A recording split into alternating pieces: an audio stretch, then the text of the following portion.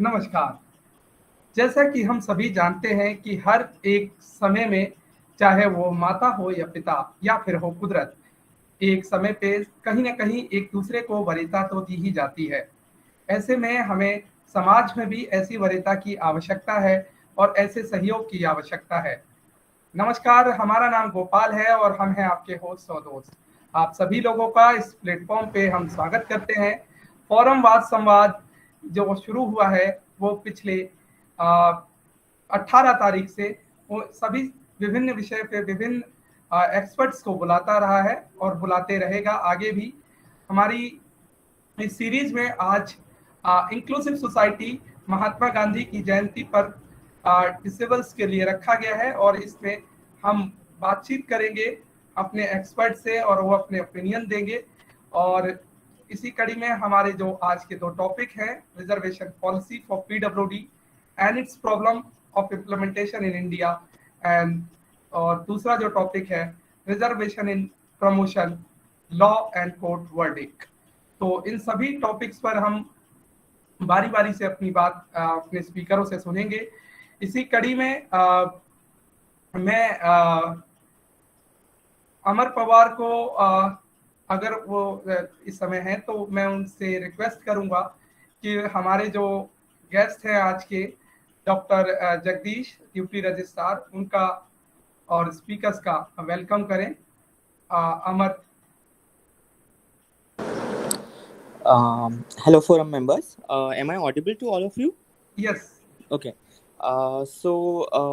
On behalf of JNU Visually Impaired Students Forum, I would like to welcome the prominent disability rights activist from National Platform for Rights of Disabled, Muralidharan sir, and also our esteemed dignitary Deputy Registrar, Jagdish sir.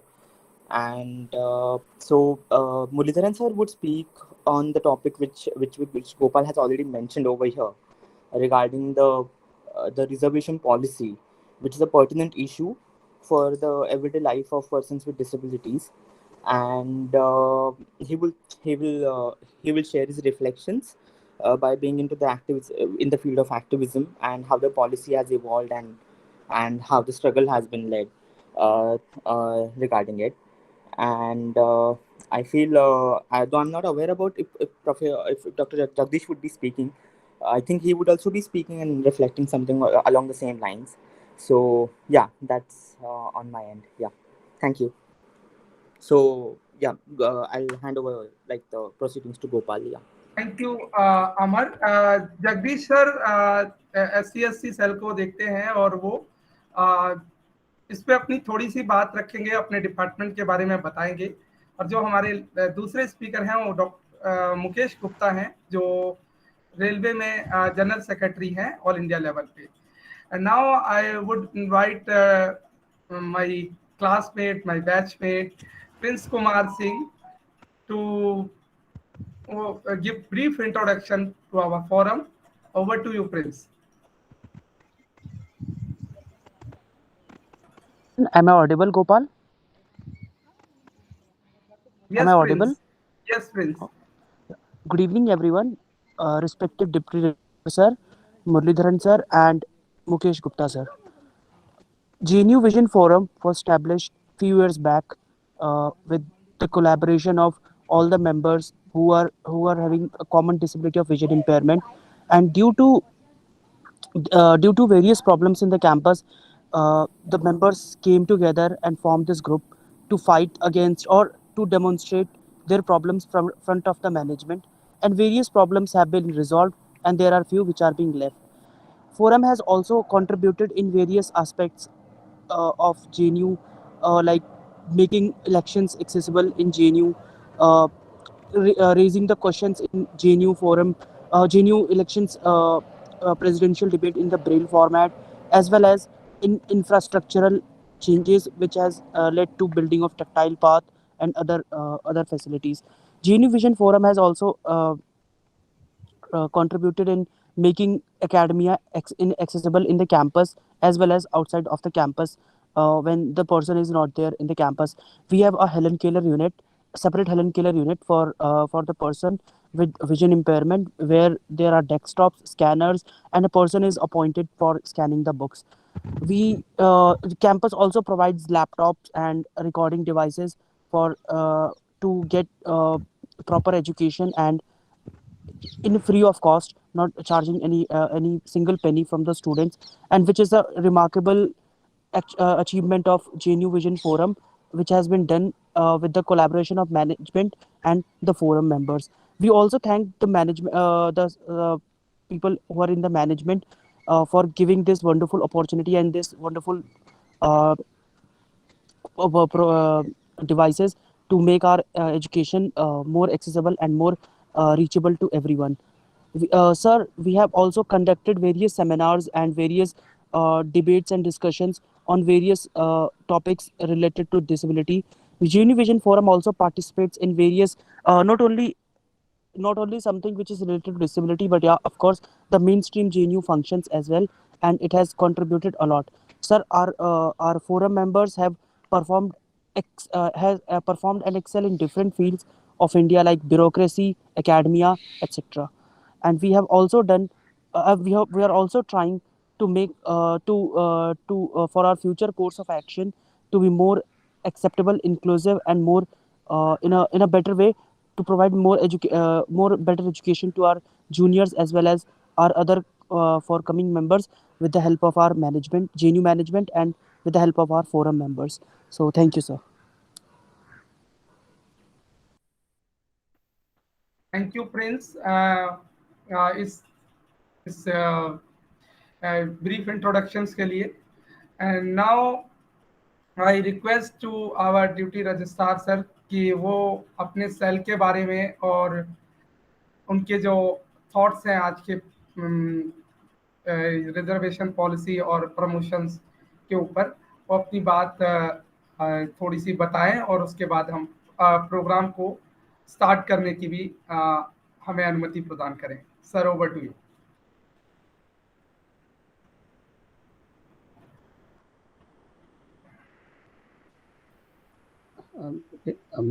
मेरी आवाज आ रही है सबको? Yes sir. सभी को नमस्कार. और सबसे पहले तो मैं आप सब लोगों को बधाई देता हूं कि आप लोगों ने इस प्रोग्राम को ऑर्गेनाइज किया है. बहुत अच्छा लग रहा है आप लोगों से जुड़ के. मैं JNU में 2005 से काम कर रहा हूं और नियमित अंतराल पे SC/ST सेल, जो कि रिजर्वेशन को देखती है, और इक्वल अपॉर्चुनिटी ऑफिस, जो डिफरेंटली एबल्ड स्टूडेंट्स हैं, पर्टिकुलरली उनके लिए वो कॉन्स्टिट्यूट हुआ है, सेटअप हुआ है UGC की गाइडलाइंस के अकॉर्डिंग. वहाँ पे कुछ एक्टिविटीज़ हैं जो आप लोगों के लिए एग्जीक्यूट होती हैं टाइम टू टाइम. आप में से कई लोग उससे परिचित होंगे. SC/ST सेल में रिजर्वेशन इम्प्लीमेंट होता है. उसको इम्प्लीमेंट करने के लिए हम लोग रिजर्वेशन रोस्टर मेंटेन करते हैं. रिजर्वेशन रोस्टर मेंटेन करते हैं, एक जो सामान्य तौर पे रोस्टर होते हैं, और एक रोस्टर आप लोगों के लिए अलग से मेंटेन किया जाता है, जिसे सरकारी भाषा में रोस्टर ना कह के रजिस्टर कहा जाता है. रजिस्टर इसलिए कहा जाता है क्योंकि जो डिफरेंटली एबल्ड पर्सन्स हैं उनका रिजर्वेशन वर्टिकली इम्प्लीमेंट होता है. जो बाकी रिजर्वेशन होता है उसको हॉरिजॉन्टल रिजर्वेशन कहते हैं. आप सब लोग इस बात से भी शायद परिचित होंगे कि जो सरकारी नौकरियों में ये रिजर्वेशन होता है डिफरेंटली एबल्ड का, वो ग्रुप वाइज होता है. अभी पहले 4 ग्रुप हुआ करते थे, group A, group B, group C और ग्रुप D. पिछले दिनों सरकार ने ग्रुप D को समाप्त कर उसको ग्रुप C में ही सबमर्ज कर दिया, और अभी आज के समय में हमारे पास 3 ग्रुप हैं, group A, group B, group C. ये आप लोगों को ये भी जानकारी होगी कि जो ये रिजर्वेशन है हर एक ग्रुप में उन्हीं पोस्ट पर ऑफर किया जाता है जो पोस्ट आइडेंटिफाइड हैं मिनिस्ट्री ऑफ सोशल जस्टिस से डिफरेंटली एबल्ड लोगों के लिए। जेएनयू में अगर मैं दूसरी यूनिवर्सिटीज़ के कंपैरिजन में देखूं तो जेएनयू में सरकारी नौकरी में डिफरेंटली एबल्ड का रिजर्वेशन का परसेंटेज काफ़ी बेटर है। स्टूडेंट्स में भी आप देखते ही होंगे कि जो जेएनयू की पॉलिसी है वो काफ़ी अफर्मेटिव है और काफ़ी सपोर्टिव है। पिछले 10 सालों में एक अच्छी बात ये हुई है कि रिजर्वेशन के अलावा और जो बाकी जैसे हेलन केलर यूनिट है, ब्रेल सॉफ्टवेयर है,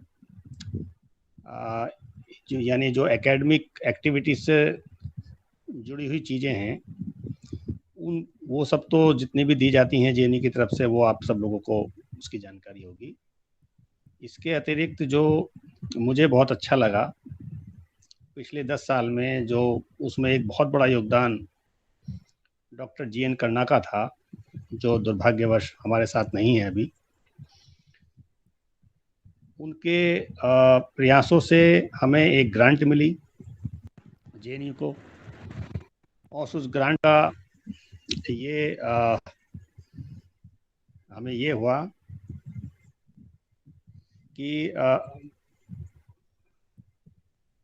एक सेकेंड थोड़ा सा जी कि हम अपने यहाँ स्कूल में, हॉस्टल्स में और जो कॉमन एरियाज हैं वहाँ पर डिफरेंटली एबल्ड लोगों के लिए कुछ काम कर पाए। जैसे फुटपाथ है, टॉयलेट्स हैं, लिफ्ट्स हैं। हालांकि उसमें अभी काफ़ी काम होना बाकी है और जो काम हुआ है उसमें भी कहीं कहीं सुधार की ज़रूरत है। जो जेएनयू का इक्वल अपॉर्चुनिटी ऑफिस है उसके बारे में भी आप सब लोग जानते होंगे। मैं उससे भी जुड़ा हूँ और मैं वहाँ पर नोडल ऑफिसर के तौर पर काम करता हूँ। वहाँ के जो एडवाइज़र लोग हैं उनको हेल्प करता हूँ और जो बच्चे आते हैं हमसे अपनी प्रॉब्लम्स लेके हम उनको सुनते हैं और कोशिश करते हैं कि उनकी जो प्रॉब्लम्स हैं वो सॉल्व हो जाएं। ये तो एक ऑर्गेनाइजेशनल सेटअप है जेएनयू का जो मैंने आपको बताया। इसके अलावा मैं आप लोगों से ये भी निवेदन करूंगा कि मैं एडमिन बिल्डिंग में, प्रशासन भवन में कमरा नंबर 118 में बैठता हूं। आप में से कोई भी कभी भी अपनी समस्या लेकर अपनी समस्या के बारे में हमें बता सकते हैं। हम पूरा प्रयास करेंगे कि उस समस्या का समाधान हो। ये आप सब लोग जानते होंगे कि पिछले कई साल से जेएनयू के पास आर्थिक संसाधनों की कमी रही है, जिसके चलते काफ़ी ऐसे काम हैं जो होने चाहिए थे लेकिन उन्हीं कारणों से नहीं हो पा रहे हैं।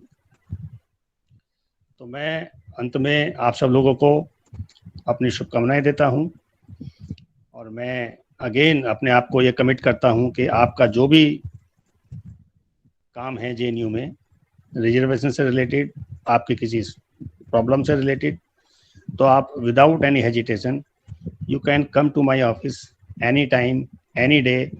In case I am not there in my office, you can always drop a message. My room number is 118 and the room number of Equal Opportunity Office is 134. So that's it from me. Again, I congratulate the organizers of this meeting and wish you all the best. Thank you.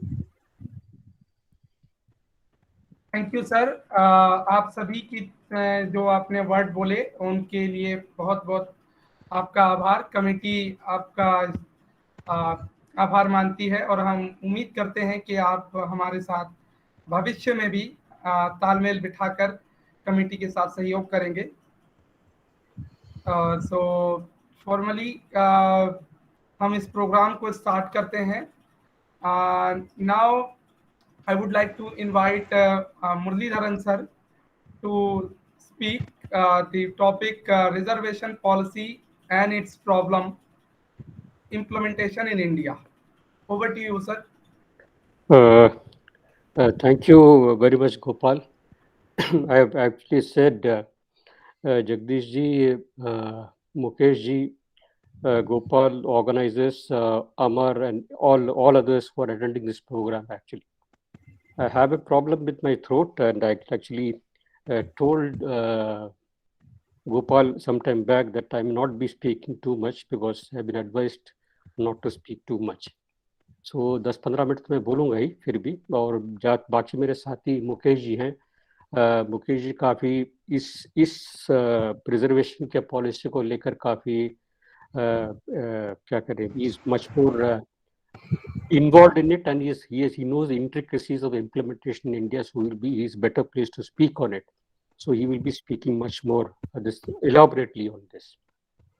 Today, to begin with, I would like to actually start by paying tribute to Mahatma Gandhi on his birth anniversary. And Mahatma Gandhi is also connected with disability because he had actually initiated work on leprosy. Leprosy को लेकर महात्मा गांधी ने जो पहल की थी हमारे देश में, वो भी आप सबको मालूम है. इसलिए कहीं ना कहीं तरह जो है डिसेबिलिटी के साथ जो है महात्मा गांधी का एक ताल्लुक है. इसलिए आज गांधी को उस संदर्भ में भी हम याद करना चाहेंगे. बाकी सब लोग उनकी आज़ादी की आंदोलन में और बाकी कंट्रीब्यूशन को लेकर याद करेंगे, क्योंकि हम डिसेबिलिटी से जुड़े हुए, इसके साथ जुड़े हुए, इसलिए उस संदर्भ में हम जो है महात्मा गांधी को हम याद करेंगे. हालांकि महात्मा गांधी का अप्रोच उस जमाने के अप्रोच के साथ जो है एक चैरिटी और एक वेलफेयरिस्ट मेडिकल अप्रोच था. और आज के संदर्भ में खैर अलग चीज है. हम आज राइट्स की बात करते हैं. गांधी खैर आज होते तो जरूर गांधी भी एक राइट बेस्ड अप्रोच की बात करते हैं. आज संदर्भ अलग है, इसलिए एक अलग चीज ये है.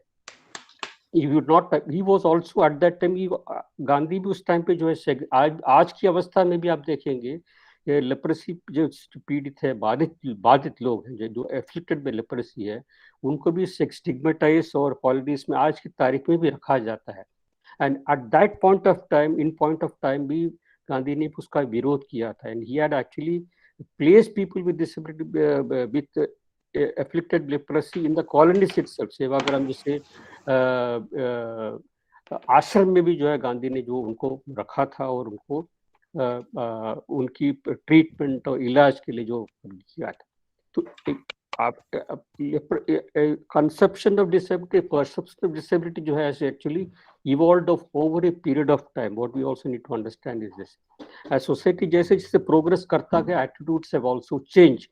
And there has been an increasing awareness and assertion from disabled people. JNU भी देखेंगे, जो जगदीश जी ने जो बात की थी कि भाई जो सुविधाएं आज की तारीख में जो उपलब्ध की गई है, that is not come from laws and policies alone.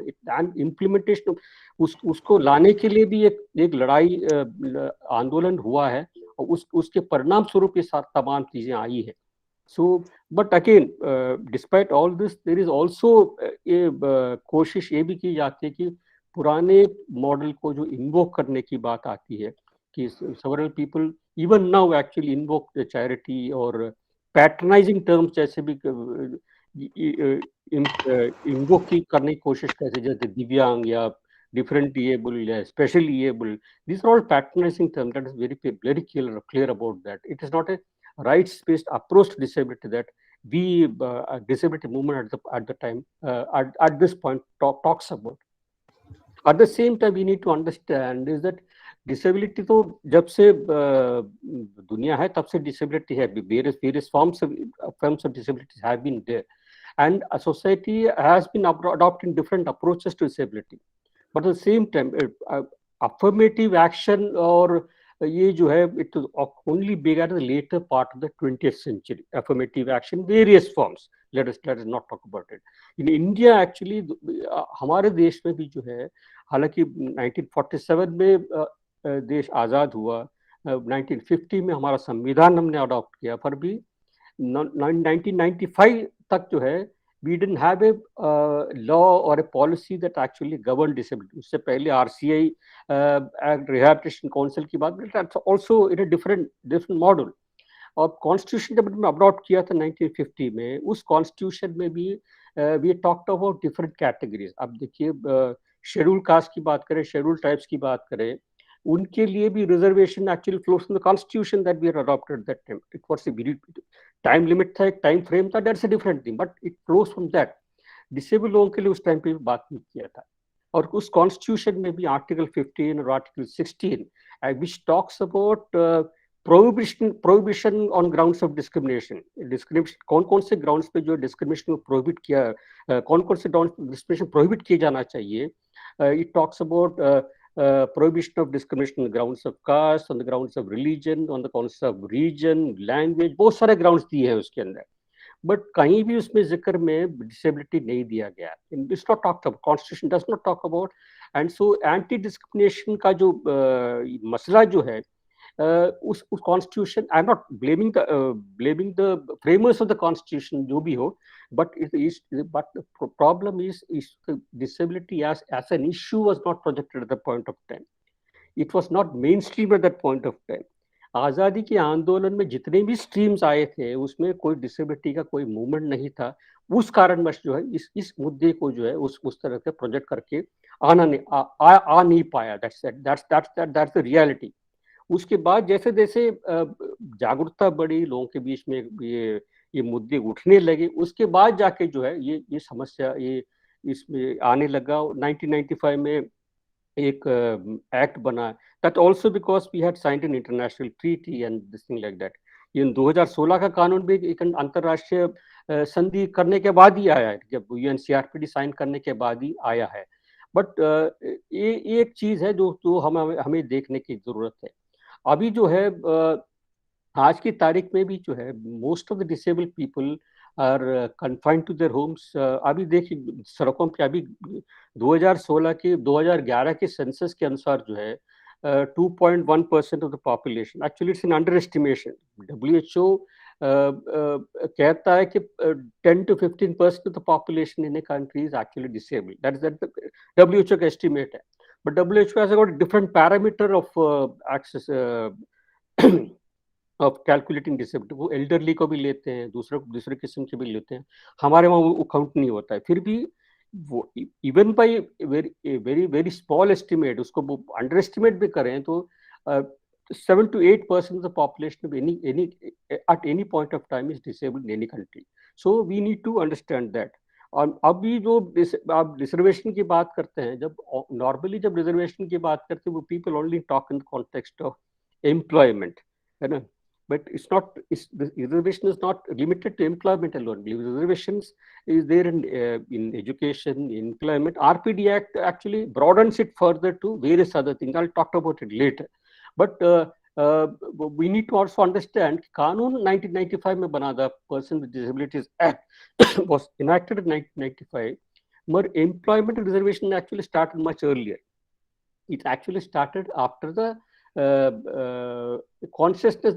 When you talk about this thing also, we need to understand कि बांग्लादेश का लिबरेशन जब हुआ था, बांग्लादेश का ये जो हुआ था इंडो पाक युद्ध के बाद, when बांग्लादेश was liberated, उसके बाद एक बड़ी संख्या में soldiers affected थे, soldiers got disabled. उसके बाद एक movement in the sense that there was a campaign actually, not necessarily a public campaign, but there was a lobbying done, this thing done.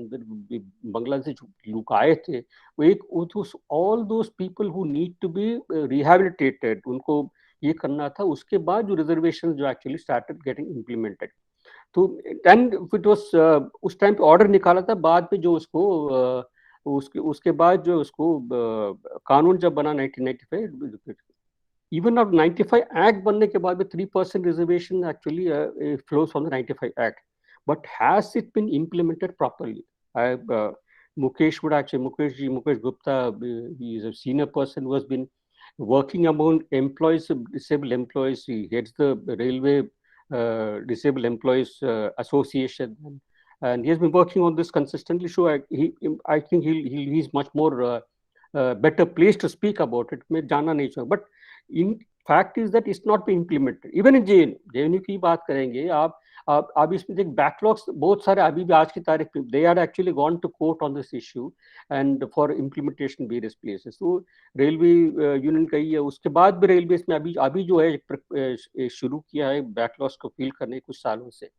JNU में भी कुछ साल पहले जो है आरटीए लगाया था, उसके बाद पता चला कि भाई फैकल्टी में असिस्टेंट प्रोफेसर्स में जो है 2014 और 2018 के बीच में केवल 6 लोगों को भर्ती किया गया, विचार उसमें से 2 हियरिंग इम्पेयर्ड थे। This actually brought out in article that I saw in the wire, but Marton Jha journalist है, उन्होंने लिखा है इसके बारे में। उन्होंने कहा कि no visually impaired professor has been appointed in JNU, that's what he say. मुझे मालूम है, मुझे जानकारी उसमें नहीं है। What has come out and appeared in the article 3-4 years back that this article appeared in the wire actually. So this is there in an institution in which and it is a prestigious institution in the country. अब JNU में है, DU में actually much more is there in the faculty, but reservation in education भी अभी भी जो है बहुत सारे institutes में follow नहीं किया जाता, roster maintain नहीं किया जाता है। अभी इस 2016 के एक्ट के अनुसार जो फर्स्ट 25 इस तरह से दिया जाता है रोस्टर में जो मेंटेन होता है, but is it being implemented? कई जगह कहा जाता है कि 4 ही पोस्ट है, 4 पोस्ट पे 4% रिजर्वेशन कहाँ से देंगे आप, है ना? अभी 3 का भी 4% किया गया। The same argument was there 1925 act also, but it was not being implemented, it was being violated.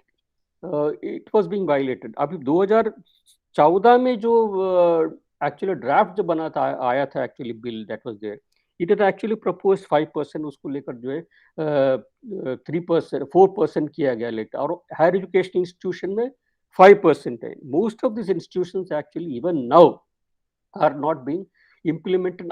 Even in the case of education also, this is at all levels. It's not just the level of graduation, at the level of post graduation, the level of MPhil, PhD, तमाम चीज़ों में जो है इसको ये करती है, actually it's violated. अब ये देखिए, अब this act also talks about equal opportunity policy in the private establish. Equal opportunity policy 20 से ज़्यादा लोग जहाँ काम करते हैं एस्टैब्लिशमेंट में, वहाँ होनी चाहिए, कहाँ पर इम्प्लीमेंट हुआ है, where is it been talked about? So this is there. At the same time ये जब बिल बन रहा था, बिल के ऊपर जब ड्राफ्ट के ऊपर चर्चा हो रही थी, हमने हमारी तरफ से एक प्रपोजल रखा था कि भाई वी नीड टू एक्चुअली, इसी बिल में भी और जो एक्ट पास हुआ है उसमें भी जो है, it talks about incentives of employment in the private sector ना। प्राइवेट सेक्टर में जो भी एम्प्लॉयर है उसको इंसेंटिव्स देने की बात की है। अब देखिए 2008 में, if I am correct, P Chidambaram जब थे finance minister, he had actually propose किया, उस एक्ट पास भी किया था बजट में कि भाई ESI और प्रोविडेंट फंड में जो है राहत दी जाएगी एम्प्लॉयर्स को, अगर they employ certain percentage of disabled people. कई साल बाद जो उसके ऊपर एक RTA लगाया, उसमें पाया गया कि people there have been very few takers for that proposals. So incentives in that form actually don't work actually. So west में देखिए, इन certain countries in the west actually have disincentives actually in the form of taxation. So you need to employ a certain number of disabled people, a certain percentage of disabled people in your establishment. If you don't employ them, you have to pay higher amount of taxation.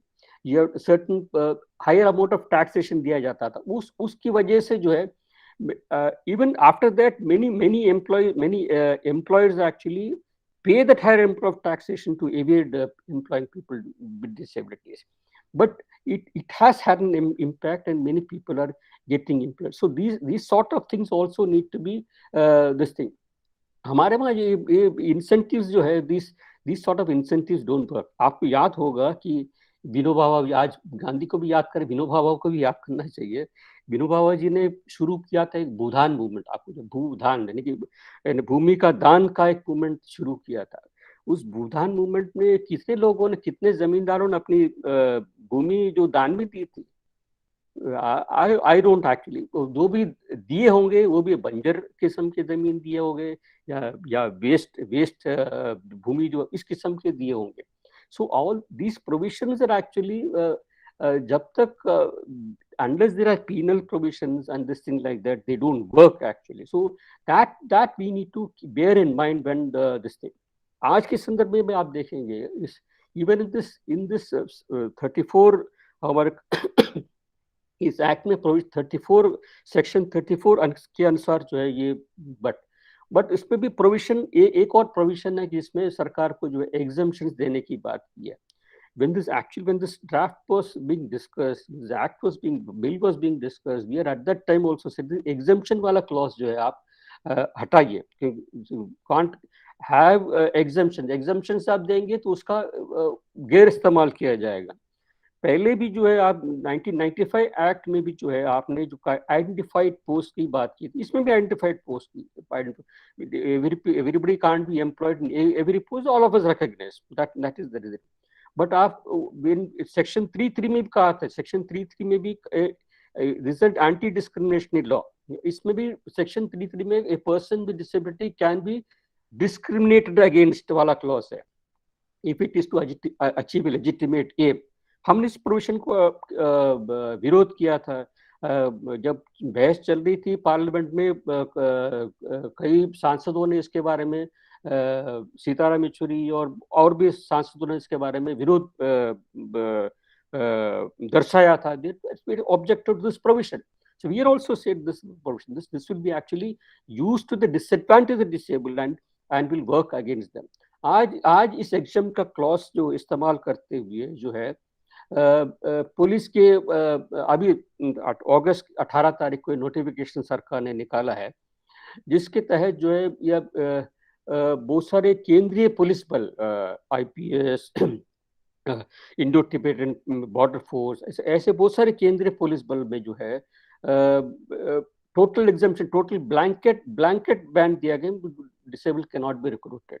और उसी notification में दूसरा notification में कहा गया कि various other categories like CRPF and things like that, people with disabilities are exempted only from combatant positions, यानी कि combatant positions में केवल exemption. तो उसमें भी एक अलग किस्म का दो अलग अलग चीजों में उसको भी देखने की कोशिश की गई है. So at that time also आज भी तारीख में हमने कहा कि भाई ये जो आप exemption दे रहे हैं वो एक गलत है.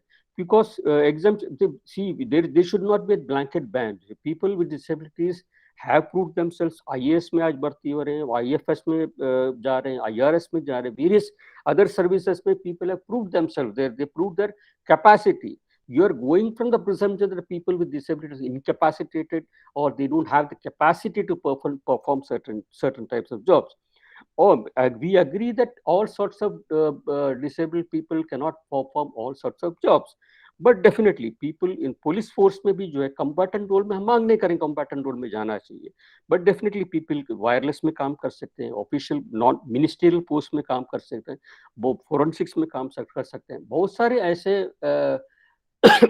posts हैं जहाँ पर disabled can be employed actually. So this is one thing that we need to understand, and we have been उसमें हम petition भी file कर रहे हैं high court, Delhi high court में petition भी कर थोड़े दिन के अंदर उसका we are in the final stages of actually drafting that position, finalizing it, petition finalizing it. This is one thing. Second thing is we also need to understand कि this employment का जहाँ तक सवाल है, this is actually only even in the case of education also, it's restricted to government sector alone. What about private establishments? Private establishment is a major employer actually in the private sector. This law doesn't apply to private sector. In even other cases also, it's not just restricted to disabled also. Even the case of SCs and STs also, it's restricted to the public sector alone. अभी public sector का rule जो है दिन ब दिन हमारे policy, economic policies को चलते हुए पिछले 30 साल के इकोनॉमिक्स पॉलिसीज को चलते हुए पब्लिक सेक्टर का रोल जो है धीरे धीरे घटता जा रहा है. और अभी पिछले 5-6 साल में देखेंगे इसका और भी घटता जा रहा है. और अभी जो पिछले बजट और उसके बाद के जो अनाउंसमेंट्स पे मोनेटाइजेशन की जो बात की, basically it is actually selling the family silver in what उस पॉलिसीज अभी रेलवेज में कई साल से चल रहे हैं। मुकेश जी उसके ऊपर आएंगे। वो रेलवेज में जो है पहले भी बहुत सारे सर्विसेज को जो उन्होंने धीरे धीरे धीरे धीरे करके जो प्राइवेटाइज शुरू, अभी तो ओपनली अनाउंस किया ट्रैक्स को, यानी कि बहुत सारे रेलवे लाइंस को प्राइवेटाइज कर रहे हैं, बहुत सारे रेलवे स्टेशन को प्राइवेटाइज कर रहे हैं। अब ये तमाम all those opportunities that are there for disabled people in the railways are going to cut. Private public sector के बहुत सारे जो है यूनिट्स जो है बेच चुके हैं, और जो नहीं है वो बेच रहे हैं, बेचने के तुले हुए, और साथ में लैटरल एंट्री भी करवा रहे हैं। So all this things are there implementation में जो है। so unless private sector is also open to disabled people, to open to other sections of who are reserve category में जो है, this having a reservation on the statute books actually makes no meaning actually. So we need to talk, or when we're saying this, we also need to talk about extending reservation to the private sector, the employment. These are some of the issues that are there. At the same time, implementation की जो बात कर रहे हो, actually many things actually also depend on the attitudes actually. मैंने जैसे कहा कि JNU में भी नहीं implement नहीं हो रहा है, it's also a question of attitude. अभी IAS की जब बात करें, मैं कह रहा हूँ, तब कह रहा था पहले 2008 में जो है there were a set of 9 visually impaired people actually who had cleared all, तमाम चीजें clear कर चुके थे, but they were not being given appointment letters.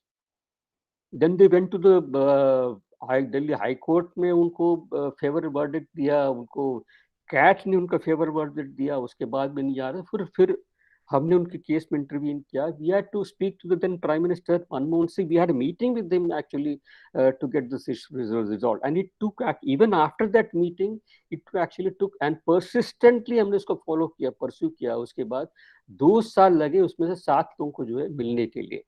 उसको किसी को IAS मिला, किसी को IRS मिला, but it took actually 7 years for them to get, 2 years after that also to get. So that bias is still very much dominant and this thing. So unless we are able to fight against that bias and this thing, it's going to be a huge thing. In as far as education में भी जब बात करें, अभी when we're talking about this thing also, हम देखेंगे कि education, new education policy जो अभी आई है 2020 में दो सरकार लेके आई है, the trust, it talks about a lot about disability and accommodation that has to be provided for disabled persons, various things it talks about.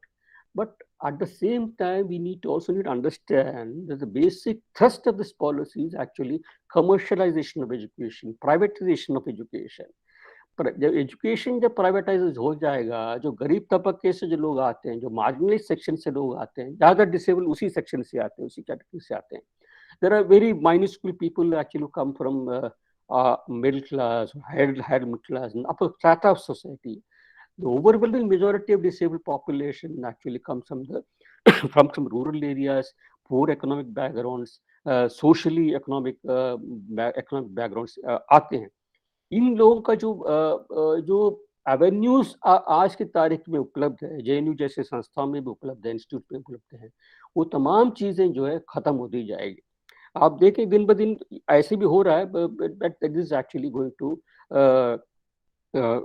Happen actually. So we need to at the same time, ये तमाम चीजें बात करें, we also need to talk, think in these terms also. और same time आप देखिए, this apart in this 2016 का जो कानून पारित हुआ है, उस कानून में भी जो है आप देखेंगे reservation not confine itself to education and employment alone. It talks about reservation, giving reservation priority in बहुत सारी चीजें और भी बात करती है। हाउसिंग प्लॉट्स में जो है स्कीम, डिफरेंट स्कीम्स में जो हाउसिंग प्लॉट्स देंगे, लैंड एलोकेट करेंगे, इन तमाम चीजों में भी रिजर्वेशंस की जो है कानून बात करती है। So we should also implementation की जब बात करें, वी शुड ऑल्सो से कि हाउसिंग स्कूल में कहाँ 5% दे रहे हैं कि नहीं दे रहे हैं, विमेन को, महिलाओं को प्रायोरिटी दे रहे हैं कि नहीं दे रहे हैं। We need to talk in those terms also, और we need to talk in terms of political reservations also I need to, but for that disabled also need to enter politics also. It can't be one way thing. Reservation dene se ho jaye, but disabled people also need to enter the political arena and this thing. So the various things that are happening. At the same time, we also need to understand कि भाई budgetary cut हो रहा है, बहुत सारे चीजें cut हो रही है, मेरा बहुत सारे चीजें हैं इसके साथ जुड़ी हुई हैं. सिंस हैविंग मेरे ख्याल से मैं रुकना चाहिए, बहुत ज्यादा बात करनी नहीं चाहिए. But again I will actually invoke Gandhi, एक उनका एक कोट है, उससे मैं पूरा करना चाहूंगा. But he said that we need to preserve the multicultural nature of our country and the world. वो चीजें, और उन्होंने कहा कि भाई I need to keep my house open, I need to keep my windows open so that various things can flow in and does not, I don't get blown out, otherwise I'll get blown away from my feet. With these words I conclude, and the spirit of what JNU is and what the JNU has been and will, I am sure it will continue to be. All of you will be there in this continuous process of making progress for all of us, including the disabled in this thing. Thank you very much for inviting me. धन्यवाद साथियों. Thank you sir. और हम अपने, आप कहीं जाइएगा नहीं sir, आपको अभी हमारे व्यूअर्स सवाल भी पूछेंगे. तो और बाकी सब लोगों से मेरा रिक्वेस्ट है कि प्लीज़ अपने हैंड रेज ना करें, सवाल अपने चैट बॉक्स में लिखें, अपने हैंड लोअर कर लें, और बाकी सवाल अपने चैट बॉक्स में सारे लोग लिखते रहें. So now I invite Mukesh sir, जो अपने टॉपिक को कंटिन्यू करेंगे, और आप सभी लोग अपने अपने क्वेश्चन जो है चैट बॉक्स में लिखें. हम एक एक करके क्वेश्चन लेंगे और अगर हम आपको बोलने का भी मौका देंगे. Sir, over to you sir. नमस्ते दोस्तों, मैं JNU और अपने वाद संवाद समिति का धन्यवाद करना चाहूँगा कि उन्होंने मुझे बुलाया. सबसे पहले तो मैं थोड़ा सा अपने बारे में एक परिचय देना चाहता हूँ, अपना और अपनी जो हमारी ऑर्गेनाइजेशन है उसके बारे में. शायद भारतवर्ष की इकलौती मैं कहना चाहूँगा और डिफरेंट टाइप की ऑर्गेनाइजेशन. 1998 से 1998 में जब हम लोग रेलवे में कुछ लोग की भर्ती हुई, तो हमने देखा कि भारत सरकार के द्वारा विभिन्न प्रकार के नियम कानून बना दिए गए हैं, लेकिन किसी भी प्रकार से वो कर्मचारियों के ऊपर लागू नहीं होते. मैं अधिकतर हिंदी में बोलने का और बीच बीच में इंग्लिश में बोलने का प्रयास करूंगा, और मुझे लगता है कि शायद सब लोग कंफर्टेबल होंगे. तो हम लोगों ने देखा कि यहाँ पर किसी भी प्रकार का इम्प्लीमेंटेशन नहीं हो रहा है. तो हम कुछ साथियों ने मिलकर के एक नॉर्दर्न रेलवे में एक ऑर्गेनाइजेशन का सेटअप किया, northern railway physically handicapped employees welfare association. और उस समय ये भारतवर्ष की इकलौती ऐसी ऑर्गेनाइजेशन थी जिसमें कि केवल कर्मचारियों के द्वारा कर्मचारियों के लिए एक संगठन बनाया गया और विकलांगजनों की समस्याओं को प्रशासन के साथ उठाने की बात प्रारंभ की गई. और उसको बढ़ते बढ़ते आज हम भारतवर्ष में पूरे भारतीय रेलवे के अंदर disabled employees association of railway के नाम से काम करते हैं. और हमने बहुत सारी चीजों के ऊपर और स्पेशली रिजर्वेशन के ऊपर बहुत काम किया है रेलवे के अंदर. और मैं उसके बारे में, जो रिजर्वेशन के संबंध में जो पॉलिसी है और जो उसके बारे में कानून है और जो समय समय पर जो उसके संबंध में निर्णय आए हैं और जो उसके इम्प्लीमेंटेशन में बेसिक ग्रास रूट लेवल पे क्या दिक्कतें आती हैं, उसके बारे में आप लोगों के साथ अपने विचार साझा करना चाहूँगा अपने आप लोगों से इंटरेक्शन में. क्योंकि मुझे लगता है कि कुछ लोग आप में से कर्मचारी हो सकते हैं या भविष्य में किसी न किसी ऑर्गेनाइजेशन के साथ जुड़ेंगे जहां पर कि आप लोगों को इन सब चीजों को प्रैक्टिकली देखने का अनुभव होगा या उनको सॉल्व करने के लिए आएगा. अगर मैं रिजर्वेशन के विषय पर आऊं तो सबसे पहले 1970 में 1977 के अंदर ग्रुप डी और ग्रुप सी के अंदर 3% रिजर्वेशन भारत सरकार के द्वारा दिया गया था, जो कि RPWD एक्ट के लागू होने से पहले तक 3% डायरेक्ट रिक्रूटमेंट में रिजर्वेशन हमारा लागू था, जिसमें से कि 11% जैसा आप सब लोगों को पता है 3 अलग अलग कैटेगरीज के लिए था, OH, VH और HH, यानी ऑर्थोपेडिकली हैंडीकैप्ड, विजुअली हैंडीकैप्ड और हियरिंग इम्पेयर्ड पर्सन्स. इन 3 कैटेगरीज के लिए था. उसके बाद 2016 में जब हमारा आरपीडब्ल्यूडी एक्ट पास हुआ तो उस समय इसको बढ़ा करके 4% किया गया और 4% के अंदर 1% 4 अलग अलग कैटेगरीज को देने का प्रावधान किया गया, 5 कैटेगरीज में बांट करके। और अब उसके लिए अब मैं बात करूं रिजर्वेशन एंड प्रमोशन, ये डायरेक्ट रिक्रूटमेंट का था, जिसके अंदर 1977 से अगर मैं बात करूं तो पीडब्ल्यूडी एक्ट 1995 के आने से पहले तक केवल इसको विशेष रूप से ग्रुप सी और डी के लिए देखा जाता था रिजर्वेशन को, और पीडब्ल्यूडी एक्ट आने के बाद ग्रुप ए और बी के अंदर जो डायरेक्ट रिक्रूटमेंट की पोस्टें थी सेंट्रल गवर्नमेंट के लेवल पे या स्टेट गवर्नमेंट के लेवल पे, उसके अंदर इसका इम्प्लीमेंटेशन धीरे धीरे प्रारंभ हुआ। आज के समय में ग्रुप ए से डी तक, या अब मैं कहूं तो 6 पे कमीशन के बाद ग्रुप डी को समाप्त कर दिया गया है और ग्रुप सी से और ग्रुप ए इन प्रैक्टिकल जिसको हम कहते हैं उसमें 4% डायरेक्ट रिक्रूटमेंट में रिजर्वेशन दिया जाता है। प्रमोशन के लिए जो रिजर्वेशन है वो 20/11/89 से लागू किया गया था भारत सरकार के द्वारा, ग्रुप डी और ग्रुप सी के लिए विशेष रूप से। दोस्तों, मैं आप सभी लोगों को ये बताना चाहता हूं कि विशेष रूप से रिजर्वेशन की जो परिभाषा है उसके अंदर उसको लागू करना जो है वो बहुत टेक्निकल या तकनीकी विषय हमारे लिए माना जाता है। और अभी तक भी अगर मैं बात करूं तो भारत के किसी भी शायद डिपार्टमेंट में इंक्लूडिंग रेलवे प्रॉपर तरीके से उसका इम्प्लीमेंटेशन नहीं हो पा रहा, क्योंकि उसका जो इम्प्लीमेंटेशन है वो हमारा डिपेंड करता है रोस्टर के ऊपर, रोस्टर बनाए जाने के ऊपर। रोस्टर बनाने का जो प्रावधान है, जो रोस्टर रजिस्टर जिसको हम कहते हैं, उसके लिए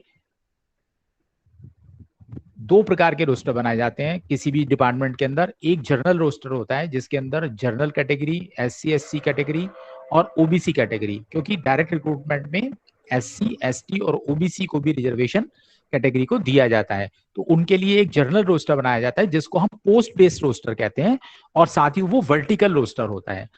उसके अंदर तीनों चारों कैटेगरी के लोगों के लिए रिजर्वेशन पोस्ट आइडेंटिफाई कर दी जाती हैं। इसी प्रकार से जब हम डिसेबल लोगों के लिए आते हैं कि उनका रिजर्वेशन बनाना है, तो उनका रोस्टर रजिस्टर जो बनाया जाता है उसको हम हॉरिजॉन्टल बेस रोस्टर कहते हैं, और हॉरिजॉन्टल बेस रोस्टर के अंदर 100 पॉइंट रोस्टर बनाया जाता है। जबकि जो वर्टिकल रोस्टर होता है उसमें कई प्रकार के रोस्टर होते हैं, वो डिपेंड करता है कि नंबर ऑफ पोस्ट हमारे पास कितनी है, सैंक्शन स्ट्रेंथ की, नंबर ऑफ टोटल कैडर कितने एम्प्लॉयज का बना हुआ है, तो उन सब चीजों को देखते हुए उसके अंदर एल शेप भी रोस्टर होता है, और एल शेप रोस्टर से लेकर के 200 पॉइंट जो आज की डेट में इंप्लीमेंट है उसमें 200 पॉइंट तक रोस्टर इंप्लीमेंटेशन की बात की जाती है, जिसके अंदर जनरल, SC ST और EWS इन 5 कैटेगरीज के लिए पोस्ट बेस्ड रोस्टर बनाया जाता है वर्टिकल शेप में। डिसेबल लोगों के लिए जैसे मैंने बताया आपको कि हॉरिजॉन्टल रोस्टर बनाया जाता है और 100 पॉइंट रोस्टर होता है वो। उसके अंदर सबसे महत्वपूर्ण बात जो है वो ये होती है कि आइडेंटिफाइड और नॉन आइडेंटिफाइड दोनों तरह की पोस्टों को शामिल करके वो बनाया जाता है। और पोस्ट जब आइडेंटिफाइड हमारे लिए आती है तो उसके उस पोस्ट के ऊपर हमें रिजर्वेशन दिया जाता है। और रिजर्वेशन जो रोस्टर के अंदर हमारा है before the implementation of RPWD act 2016 first 34 और 67 पॉइंट हमारे लिए रिजर्व किया गया था। उसमें कंडीशन ये थी कि फर्स्ट पॉइंट हमारे लिए रिजर्व किया गया है, बट अगर किसी वजह से कोई फर्स्ट पॉइंट पर ऐसी वैकेंसी पोस्ट आ जाती है जिसके ऊपर जो नॉन आइडेंटिफाइड कैटेगरी की है, तो पॉइंट नंबर 2 हमारे लिए रिजर्व किया जाएगा। इसका मतलब ये था कि 3 ब्लॉक 100 पॉइंट के अंदर थे, first to 33, 34 to 67 and 68 to 100। उसमें गवर्नमेंट की इंटेंशन ये थी कि डिसेबल लोगों की संख्या कम है और सबसे ज्यादा नीड जो है वो डिसेबल कैटेगरी की रिजर्वेशन की है, तो हर ब्लॉक के अंदर पहला पॉइंट डिसेबल एम्प्लॉयज को दिया जाना चाहिए। ये सेम रोस्टर रजिस्टर दोनों तरह की पोस्टों के लिए अलग अलग बनाया जाना था, दोनों तरह की चीजों, डायरेक्ट रिक्रूटमेंट के लिए अलग, प्रमोशन के लिए अलग, और सेम तरीके से किया जाना था। और उसकी जो कैलकुलेशन ऑफ वैकेंसी होती है वो इसी तरीके से होती है कि दोनों तरह की वैकेंसियां जो डायरेक्ट रिक्रूटमेंट में या प्रमोशन में हमारे पास आइडेंटिफाइड और नॉन आइडेंटिफाइड होती हैं, दोनों तरह की वैकेंसियों का टोटल करके आइडेंटिफाइड पोस्टों के ऊपर उसके अंदर रिजर्वेशन देना होता है। लेकिन इसमें सबसे बड़ा दुर्भाग्य जो था वो ये था कि कोई भी डिपार्टमेंट इस इशू को प्रॉपरली टेकअप नहीं कर रहा था। हम लोगों ने डायरेक्ट रिक्रूटमेंट के लिए सबसे पहले रेलवे के अंदर इस विषय को चीफ कमिश्नर फॉर डिसेबिलिटी के साथ मिलकर उठाया, और उस समय 2002-2003 के अंदर नॉर्दर्न रेलवे के अंदर ऑलमोस्ट 7,000 वैकेंसियां निकाली गई थी, जिसके ऊपर हम लोगों ने केस फाइल किया और सीसीपीडी ने उसको स्टे किया था। और वहां पर से इस तरह के केसेस की मैं समझता हूं कि हमारे देश में शुरुआत हुई। उसी के बाद नेशनल कन्फेडरेशन ऑफ ब्लाइंड ने एक केस दिल्ली हाई कोर्ट में पीआईएल फाइल की थी, जिसके बाद रेलवे को इंस्ट्रक्शंस हुए कि आप टोटल वैकेंसीज जो आप निकालें उसका 3% देना शुरू करिए, लेकिन वो सही मायनों में नहीं हुआ। उसी तरीके से मैं आप लोगों को बताना चाहता हूं कि रिजर्वेशन इन प्रमोशन जो कर्मचारियों के संबंध में एक बहुत महत्वपूर्ण विषय था। 1989, जैसे मैंने आपको कहा, 20 नवंबर 1989 से भारत सरकार ने ग्रुप सी और डी के लिए रिजर्वेशन इन प्रमोशन के ऑर्डर निकाले हुए थे, लेकिन उनका प्रॉपर इम्प्लीमेंटेशन नहीं हो रहा था। इवन मैं कह रहा हूं कि पूरे देश के अंदर शायद एक एक दो लोगों ने कहीं पर उसका बेनिफिट लिया था, लेकिन 1997 में जब हम लोगों ने सर्विस में आए और हम लोगों ने देखा रेलवे के अंदर इस तरह के ऑर्डर डीओपीटी के हैं और रेलवे में उसको इम्प्लीमेंट नहीं किया जा रहा, तो हम लोगों ने इसको लेकर के संघर्ष किया और उसमें स्टार्टिंग में हम लोगों ने कैट के अंदर इस केस को फाइल किया। और शायद इस देश का सबसे पहला वो केस ऐसा था जो रिजर्वेशन इन प्रमोशन के मुद्दे पर किसी भी कोर्ट के अंदर सामने आया था। तब तक हमारे बहुत सारे एनजीओ और डिसेबिलिटी सेक्टर के बड़े बड़े लीडर्स, मैं कहना चाहता हूं, जो थे, जिनको ये मालूम भी नहीं था कि इस तरह का कोई ऑर्डर रिजर्वेशन इन प्रमोशन के ऊपर है।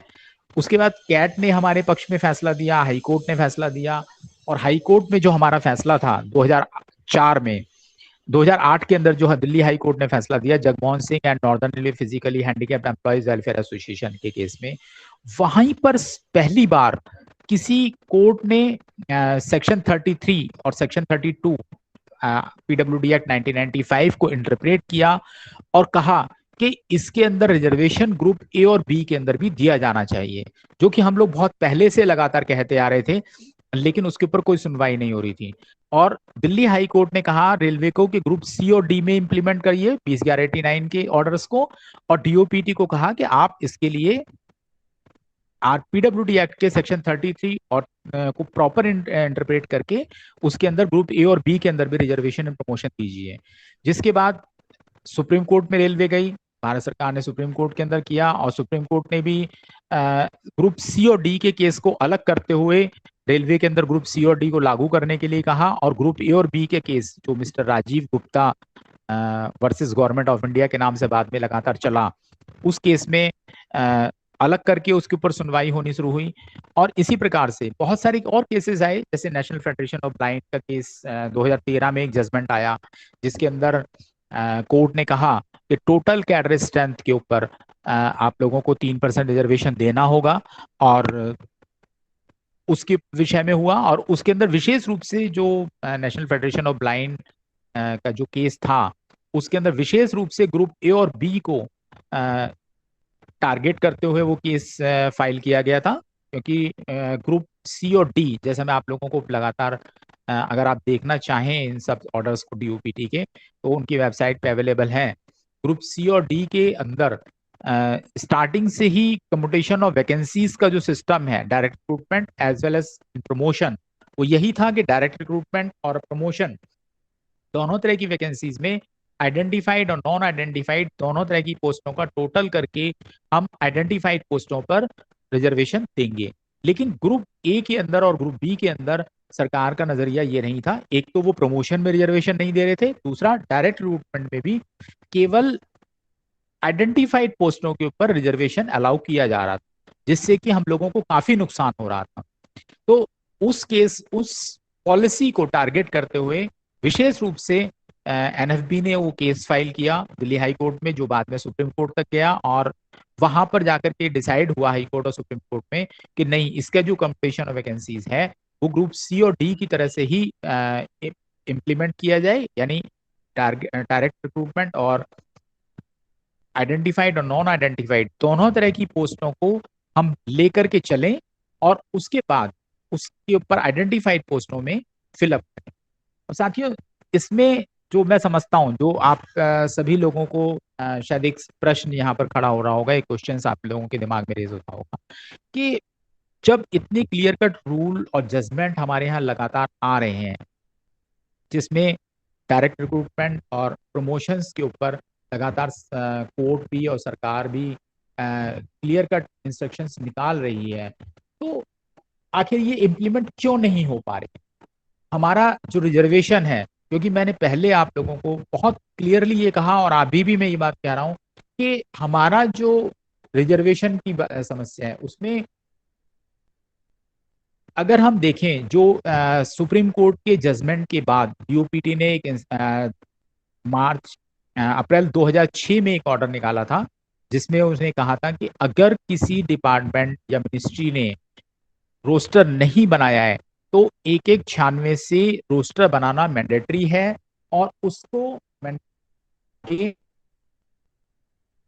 रोस्टर बनाना मैंडेटरी है, और उसके अंदर आप लोगों को जो बैकलॉग क्रिएट होगा उस तरीके से, वो उस बैकलॉग को आपको भरना होगा। तो ये जो इशू था, इसको उसके बावजूद भी प्रॉपर तरीके से लागू नहीं किया गया। 1196 से बनाने का जो आदेश डीओपीटी ने निकाला, मैं इस बात को बहुत कॉन्फिडेंटली कह सकता हूं कि 1196 से किसी भी डिपार्टमेंट, मिनिस्ट्री या किसी भी राज्य सरकार के अंदर रोस्टर नहीं बनाए गए हैं। मैं इस संबंध में आप लोगों को बताना चाहता हूं कि हमारी एसोसिएशन ने 2 case chief commissioner for person with disability के यहाँ फाइल किए हैं रिसेंटली, जिसमें हम लोगों ने ये मांग की है कि 1196 से आज तक डायरेक्ट रिक्रूटमेंट में रोस्टर बनाया जाए और जो बैकलॉग बनेगा उसको प्रॉपरली फिलअप किया जाए। उन 2 केसों के अंदर हमने एक केस तो केवल नॉर्दर्न रेलवे के अगेंस्ट किया है, और दूसरे केसों के अंदर 11 जोनल रेलवे को पार्टी बनाया और रेलवे बोर्ड को पार्टी बनाया है। उसके अंदर दोनों केसों के अंदर नोटिस सीसीपीडी ने इशू कर दिए हैं, और भविष्य में देखते हैं उसके अंदर क्या होता है। लेकिन हम लोग इस बात के लिए इंसिस्ट लगातार कर रहे हैं, और हमारा पूरा प्रयास है कि कम से कम रेलवे के अंदर हम इसको पूरी तरीके से लागू करा दें कि जो रोस्टर है, इसमें मैं आप लोगों को प्रमोशन के अंदर जो रिजर्वेशन की बात है, उसमें भी रेलवे की तरफ से एस्पेक्ट आपको बताना चाहता हूँ। रेलवे के अंदर ग्रुप सी और डी में reservation and promotion northern railway के अंदर काफी हद तक लागू करा दिया है, और हमने काफी जगहों पर रोस्टर भी प्रॉपरली बना दिया है। और हमारे यहाँ पर ये क्योंकि कोर्ट के जजमेंट के बाद लागू हुआ, तो रेट्रोस्पेक्टिव इफेक्ट से यानी 20/11/89 से ही इसको इम्प्लीमेंट कराया, और बहुत सारी ब्रांचों ने, जिसमें मेरा अपना अकाउंट्स डिपार्टमेंट भी है, वहाँ पर 20/11/89 से प्रॉपरली रिजर्वेशन इम्प्लीमेंट कराया। और रिजर्वेशन रोस्टर बनने के बाद कम से कम अब तक लगभग 250 के करीब प्रमोशन रिजर्वेशन इन प्रमोशन के तहत की जा चुकी हैं। लेकिन बाकी जो जॉनरल रेलवे हैं, उनको अभी रेलवे बोर्ड ने उनके अंदर इसको इम्प्लीमेंट नहीं किया, जिसके लिए हम लोग लगातार प्रयासरत हैं। और इसमें मैं अभी आप लोगों को ये भी इसमें बताना चाहूँगा कि इसमें जो सबसे बड़ी प्रॉब्लम आती है रिजर्वेशन को लागू करने में, उसमें ऐसा नहीं है कि हम रोस्टर बना नहीं सकते या बन नहीं सकता। इसमें सबसे बड़ी प्रॉब्लम है एटीट्यूडनल बैरियर की, कि जो लोग हमारे ऑफिस में काम करते हैं, उन लोगों की जो सोच है वो इस तरह की है कि वो लोग नहीं चाहते प्रॉपरली इसको काम को करना। और अगर उनकी सोच में बदलाव आए और वो उस बदलाव को प्रॉपरली इम्प्लीमेंट करना शुरू करें, तो लागू हो सकता है। जैसे अभी हमारे किन्हीं स्पीकर ने कहा था कि एक आर्ग्यूमेंट लगातार ये किया जाता है कि जहां 3 या 4 पोस्ट हैं, वहां पर हम इसको कैसे लागू करें। ये लागू ही नहीं हो सकता, 3% 4% नहीं दिया जा सकता। ये बात बिल्कुल गलत। गवर्नमेंट ऑफ इंडिया का ऑर्डर ये है कि एक सिंगल पोस्ट जहां पर है, उस पर एससी और एसटी का रिजर्वेशन लागू नहीं किया जाए। बहुत स्पेसिफिक ऑर्डर है, आप लोग अगर उसको देखना चाहेंगे तो आपको मिल जाएगा ये, क्योंकि एक सिंगल पोस्ट पर ग्रुप के अंदर एससी और एसटी का रिजर्वेशन लागू नहीं किया जाएगा। लेकिन डिसेबल कैटेगरी के बारे में ऐसा कोई नियम या कोई वो नहीं है। उसका कारण क्या है कि हमारा जो रिजर्वेशन है, जैसे मैंने पहले बताया, डिसेबल कैटेगरी का जो रिजर्वेशन है वो पोस्ट बेस ना होकर के वैकेंसी बेस है।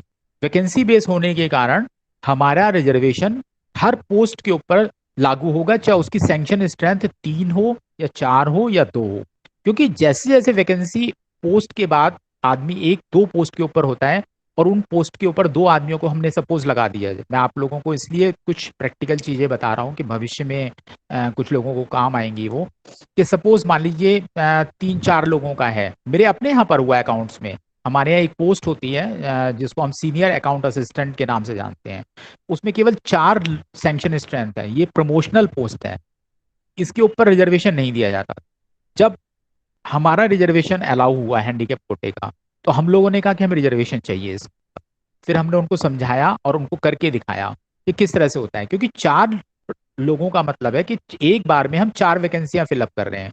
तो वैकेंसी जब फिलअप करेंगे और वहां से वो आदमी, पोस्ट में से आदमी खाली होगी, वो यानी रिटायर होगा आदमी या किसी फर्दर प्रमोशन होगी, तो पोस्टें तो 4 ही रहेंगी, लेकिन वैकेंसी 5वीं, 6ठी, 7वीं, 8वीं, 9वीं, 10वीं होती चली जाएगी, सो ऑन होती चली जाएगी, यानी वो 100 तक होगी और 100 के बाद कंटिन्यू होती चली जाएगी। तो इसलिए वहां पर हमारा रिजर्वेशन मिलेगा और उन्होंने उसको माना। और आप लोगों को मुझे बताते हुए खुशी होती है कि वेरी फर्स्ट डे से और अब तक उस कोटे के तहत जहां 4 पोस्टें थी केवल, अभी तक 2 डिसेबल एम्प्लॉइज हैंडीकैप कोटे के रिजर्वेशन और प्रमोशन का बेनिफिट लेके प्रमोट हो चुके हैं। यानी फर्स्ट पॉइंट और 36 पॉइंट हमारा रिजर्व करके उसमें से प्रमोशन दिया गया। और इसमें सबसे बड़ा अच्छा पॉइंट ये हुआ, जिसको मैं आप लोगों के साथ शेयर करना चाहता हूं, कि जब हमारा रिजर्वेशन लागू हुआ तब SC/ST एसोसिएशन जो रेलवे के अंदर है, उनको भी इस बात का समझ आया कि ये तो रिजर्वेशन हमारा भी होना चाहिए इसके अंदर। तब उन्होंने भी अपने इस रिजर्वेशन को उस पोस्ट 4 पोस्टों के रोस्टर के ऊपर एल शेप रोस्टर बनवा करके इम्प्लीमेंट करवाया। तो मैं आप लोगों को इसीलिए ये बताना चाहता हूं कि रिजर्वेशन जो हमारा इम्प्लीमेंटेशन है, उसमें सबसे बड़ी जो समस्या है वो एटीट्यूडनल बैरियर की है। जैसे मैं आप लोगों के सामने एक और करंट इसका एक उदाहरण रखना चाहूंगा। आप लोग में से बहुत सारे या मुझे लगता है सभी लोगों को मालूम होगा कि 3-4 दिन पहले ही, अभी 28 तारीख को सुप्रीम कोर्ट ने एक और केस के अंदर फैसला किया है, एक्चुअली क्लैरिफिकेशन इशू किया है कि reservation and promotion up to group A दिया जाए। उसमें भी कंट्रोवर्सी पहले भी थी और सरकार की तरफ से जो हिंड्रेंस पैदा किया जा रहा था वो शायद इसलिए था कि, जैसा कि मैं आप लोगों को इंटरप्रिटेशन में पहले भी कहा, कि अगर हम PWD एक्ट में देखें या RPWD एक्ट में देखें, तो हमारा रिजर्वेशन सेक्शन 33 या 34 से शुरू नहीं होता। अगर आप केयरफुली उसको एग्जामिन करें, तो जहां हम पोस्टों को आइडेंटिफाई कर रहे हैं वहीं से ये लागू होना शुरू हो जाता है। क्योंकि सेक्शन 33 या 34 को जब आप पढ़ते हैं, या सेक्शन 33 PWD एक्ट 1995 का मैं कह रहा हूँ, और 35(4) जो मैं कह रहा हूँ वो RPWD एक्ट 2016 का कह रहा हूँ, उन दोनों को जब आप पढ़ें तो उसमें क्लियरली मेंशन है कि आइडेंटिफाइड पोस्ट पर हम लोगों को रिजर्वेशन दिया जाएगा। आइडेंटिफाइड कौन सी होंगी? जो अंडर सेक्शन 32 या 33 की गई। तो जिन पोस्टों को एक बार सरकार के द्वारा या मिनिस्ट्री ऑफ सोशल जस्टिस के द्वारा आइडेंटिफाइड कर दिया गया, उसके ऊपर आपको हमें रिजर्वेशन देना ही देना हो, चाहे वो किसी लेवल की पोस्ट हो। और यहीं पर आकर के कहीं ना कहीं ग्रुप ए और बी में रिजर्वेशन देने की जो एक समस्या खड़ी हुई थी, वो एक एटीट्यूडनल बैरियर की तरह से अधिकारियों के दिमाग में है। और इसके अंदर अभी भी मुझे डाउट है, मैं पूरी तरीके से 100% विश्वास के साथ नहीं कह सकता कि सुप्रीम कोर्ट ने जो क्लैरिफिकेशन इशू किया है उसको भी वो प्रॉपर तरीके से इम्प्लीमेंट करेंगे। क्योंकि उसके ऊपर भी जो मुझे सुनने में आना शुरू हुआ है हम लोगों को, उसमें भी कॉन्ट्राडिक्टरी बातें उसके एक पैरे के ऊपर आनी शुरू हो गई हैं। कुछ लोगों का कहना उन्होंने शुरू कर दिया है गवर्नमेंट साइड से कि नहीं नहीं, इसको तो सरकार सुप्रीम कोर्ट ने कह दिया 2016 से लागू करो। जबकि कुछ लोगों का कहना है, और इवन हमारे जो एडवोकेसी ग्रुप्स हैं सारे, उनका कहना है कि जितने पहले जजमेंट आए थे उन सभी जजमेंट को, जिसमें राजीव गुप्ता का केस है, सिद्धाराजू का केस है, जिसमें नेशनल फेडरेशन ऑफ ब्लाइंड का 2013 का जजमेंट है, उसके अंदर क्लियरली मेंशन है कि टोटल कैडर स्ट्रेंथ का या प्रमोशनल पोस्टों पर 3% रिजर्वेशन अंडर PWD एक्ट देना होगा। उन जजमेंट्स को अगर हम 2016 से लागू करते हैं तो वो सारे के सारे जजमेंट क्वैश हो जाएंगे एक तरह से। तो ऐसा नहीं है, कोर्ट ने कहीं भी उन जजमेंट को नहीं रोक लगाई है, वो जजमेंट इम्प्लीमेंट होने चाहिए, यानी 1996 से रिजर्वेशन इन प्रमोशन लागू होना चाहिए। हमारे ही कुछ साथियों का कहना है या टीयूपीटी में ये बात सुनने में आ रही है कि अगर इस ऑर्डर को एज इट इज इम्प्लीमेंट कर दिया तो डिसेबल लोगों का रिजर्वेशन सेक्रेटरी लेवल तक चला जाएगा। तो ये कोई बहुत बड़ा विषय नहीं है कि सेक्रेटरी लेवल तक चला जाएगा, विषय ये है कि क्या हम लोगों को रिजर्वेशन मिलना चाहिए या नहीं। जब हमें रिजर्वेशन मिलना चाहिए, एक्ट में उसका प्रोविजन है, तो हमें दिया जाना चाहिए। अब मैं आप लोगों के सामने एक छोटा सा इसमें और वो रखना चाहूंगा कि इम्प्लीमेंटेशन का प्रॉपर कैसे किया जा सकता है। उसके लिए मैं आप लोगों के सामने 3-4 हमारे सुझाव हैं जो हमने विभिन्न स्तरों पर रेलवे में और डीओपीटी को लगातार दिए हैं और जिसके ऊपर हम लोग काम कर रहे हैं। जिसमें एक सबसे बड़ा सुझाव जो हमने दिया है वो ये है कि प्रॉपर तरीके से रिजर्वेशन को लागू करने के लिए, चाहे वो रिक्रूटमेंट में हो या प्रमोशन में हो, उसके बनाने के लिए रोस्टर बहुत महत्वपूर्ण है। तो उसके इम्प्लीमेंटेशन के अंदर डिसेबल एम्प्लॉयज़ को या डिसेबल एम्प्लॉयज़ की जो ऑर्गेनाइजेशंस हैं, जो एसोसिएशन है एम्प्लॉयज़ की, मैं यहाँ पर बहुत स्पेसिफिक वर्ड यूज़ कर रहा हूँ, employees organisation, disable employees organisation, क्योंकि डिसेबल एम्प्लॉयज़ को ही एम्प्लॉयज़ के रूल्स के बारे में ज़्यादा जानकारी होती है। मैं ये नहीं कह रहा हूँ कि जो एडवोकेट्स हैं या दूसरे जो ऑर्गेनाइजेशंस हैं उनको इसके बारे में जानकारी नहीं है, लेकिन किसी भी घर के बारे में, जैसे एक बहुत बड़ी और मशहूर कहावत है कि लंका को ढाने में सबसे बड़ा जो रोल था वो विभीषण का। तो इसी प्रकार से मैं आप लोगों से ये कहना चाहता हूँ कि अगर एम्प्लॉयमेंट सेक्टर के अंदर हमें रिजर्वेशन को प्रॉपरली इम्प्लीमेंट कराना है तो डिसेबल एम्प्लॉयज ऑर्गेनाइजेशन को हमें सशक्त बनाना होगा, उनको स्ट्रांग बनाना होगा और वही ऑर्गेनाइजेशन को गवर्नमेंट ऑफ इंडिया को उसके इम्प्लीमेंटेशन के अंदर इंक्लूड करना होगा। सेकेंडली, रोस्टर प्रॉपर मेंटेन हो और उसके मेंटेन करने के लिए भी डिसेबल एम्प्लॉयज को या डिसेबल एम्प्लॉयज की ऑर्गेनाइजेशन को इंक्लूड किया जाए। थर्ड इशू आता है मार्क्स रिलैक्सेशन का। आज भी विभिन्न वर्गों को भारत सरकार के द्वारा मार्क्स में छूट दी जाती है, लेकिन अगर हम डिसेबल एम्प्लॉयज के बारे में देखेंगे या डायरेक्ट रिक्रूटमेंट में या प्रमोशन में, तो बहुत क्लियर कट प्रोविजन नहीं है कि कितने परसेंटेज ऑफ मार्क्स की छूट डिसेबल लोगों को दी जाएगी। तो वो एक बहुत बड़ा फैक्टर है जिसकी वजह से कई बार हमारी जो वैकेंसियां होती हैं डायरेक्ट रिक्रूटमेंट में या प्रमोशन में वो खाली रह जाती हैं और बैकलॉग होता है, और बैकलॉग जो होता है उसको वो प्रॉपरली फिलअप नहीं कर पाते हैं। और आप लोगों को बैकलॉग के बारे में भी मैं विशेष रूप से एक बात बताना चाहूँगा कि जो हम लोगों का जो बैकलॉग होता है गवर्नमेंट डिपार्टमेंट में, उसका जो रूल है वो ये है कि फर्स्ट रिक्रूटमेंट ईयर के अंदर आप जिस कैटेगरी के अंदर वैकेंसी क्रिएट हो रही है उसी कैटेगरी से भरेंगे। सेकेंड ईयर में आप प्रयास करेंगे और सेकेंड ईयर में आप दूसरी कैटेगरी को इंटरचेंज कर सकते हैं, और थर्ड ईयर में आप एग्जम्पशन लेकर के जनरल कैटेगरी से ले सकते हैं। बैकलॉग रहेगा लेकिन जनरल कैटेगरी से अपॉइंट कर सकते हैं, और फोर्थ ईयर में बैकलॉग लैप्स कर जाएगा।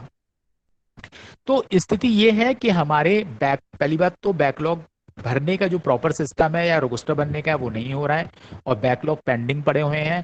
तो इसलिए मार्क्स रिलैक्सेशन अगर मिलना शुरू हो डिसेबल लोगों को तो कहीं ना कहीं हमारी कैटेगरी का जो बैकलॉग है वो फिलअप होना शुरू होगा। इसी प्रकार से मैं आप लोगों के सामने क्योंकि जेएनयू में आप लोग हैं और काफ़ी जेएनयू का इस विषय पे जो डिसेबिलिटी सेक्टर के अंदर काफ़ी योगदान रहा है, तो मैं आप लोगों के सामने दो चीज़ें कहना चाहूँगा, जिसमें कि एक तो गवर्नमेंट डिपार्टमेंट के अंदर हम लोग इंटरनल प्रयास लगातार करते हैं प्री प्रमोशनल ट्रेनिंग।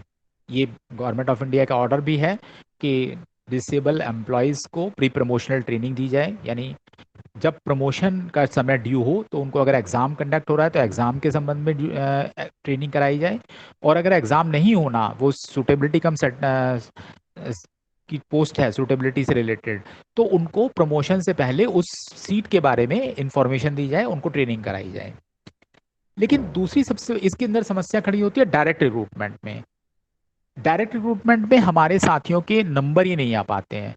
जो मैंने आपको कहा कि मार्क्स रिलैक्सेशन का क्लियर कट रूल नहीं है, और वो कट ऑफ लिस्ट के माध्यम से कई बार हमारी कट ऑफ लिस्ट इतनी होने के बावजूद भी उसके अंदर बहुत सारी संख्या जो हमारे साथियों की है, विशेष रूप से मैंने देखा है कि जो हमारे हेयरिंग इम्पेयर्ड साथी हैं, डेफ साथी जो होते हैं, उनकी कट ऑफ लिस्ट कम होने के बावजूद भी प्रॉपर हमारे साथी नहीं मिल पाते हैं उसके अंदर वैकेंसियों को फिलअप करने के लिए। तो वहां पर बहुत बड़ी समस्या आ जाती है। इसी प्रकार से वीआई कैटेगरी में, ओएच में भी कई बार आता है। तो अगर इन लोगों के लिए सोसाइटी के अंदर और सरकार के द्वारा कोई प्री ट्रेनिंग शुरू कराई जाए, प्री रिक्रूटमेंट ट्रेनिंग शुरू कराई जाए, जिसके अंदर की डिसेबल लोगों को रिक्रूटमेंट से रिलेटेड ट्रेनिंग प्रोग्राम कराए जाए और उनको बताया जाए कि जो एग्जाम कंडक्ट कराए जाते हैं डायरेक्ट रिक्रूटमेंट में एमसीक्यू बेसिस, उनको किस प्रकार से हैंडल करना है और उसके अंदर आप किस तरह से क्वालिफाई करके ज़्यादा से ज़्यादा नंबर ला सकते हैं। तो वो एक विषय आता है इसके अंदर।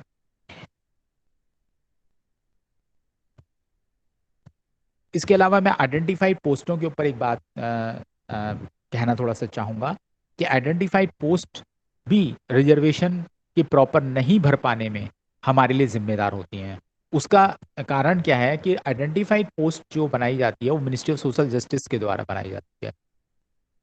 उसके अंदर डिपार्टमेंट्स जो है वो बहुत अधिक कोई भी डिपार्टमेंट इंक्लूडिंग रेलवे बहुत अधिक काम नहीं करते हैं, जिससे क्या होता है कि हमारी आइडेंटिफिकेशन प्रॉपर नहीं हो पाती वैकेंसियों की। और उसका परिणाम ये होता है कि जो रोस्टर बनाना जरूरी है वो दो कारणों से बहुत जरूरी होता है। एक तो रोस्टर बनाना जरूरी है हमारे वैकेंसी कैलकुलेशन के लिए। सेकेंडली दोस्तों, मैं आप लोगों को बताना चाहता हूं कि वैकेंसी रोस्टर बनाने का एक और महत्वपूर्ण कारण होता है।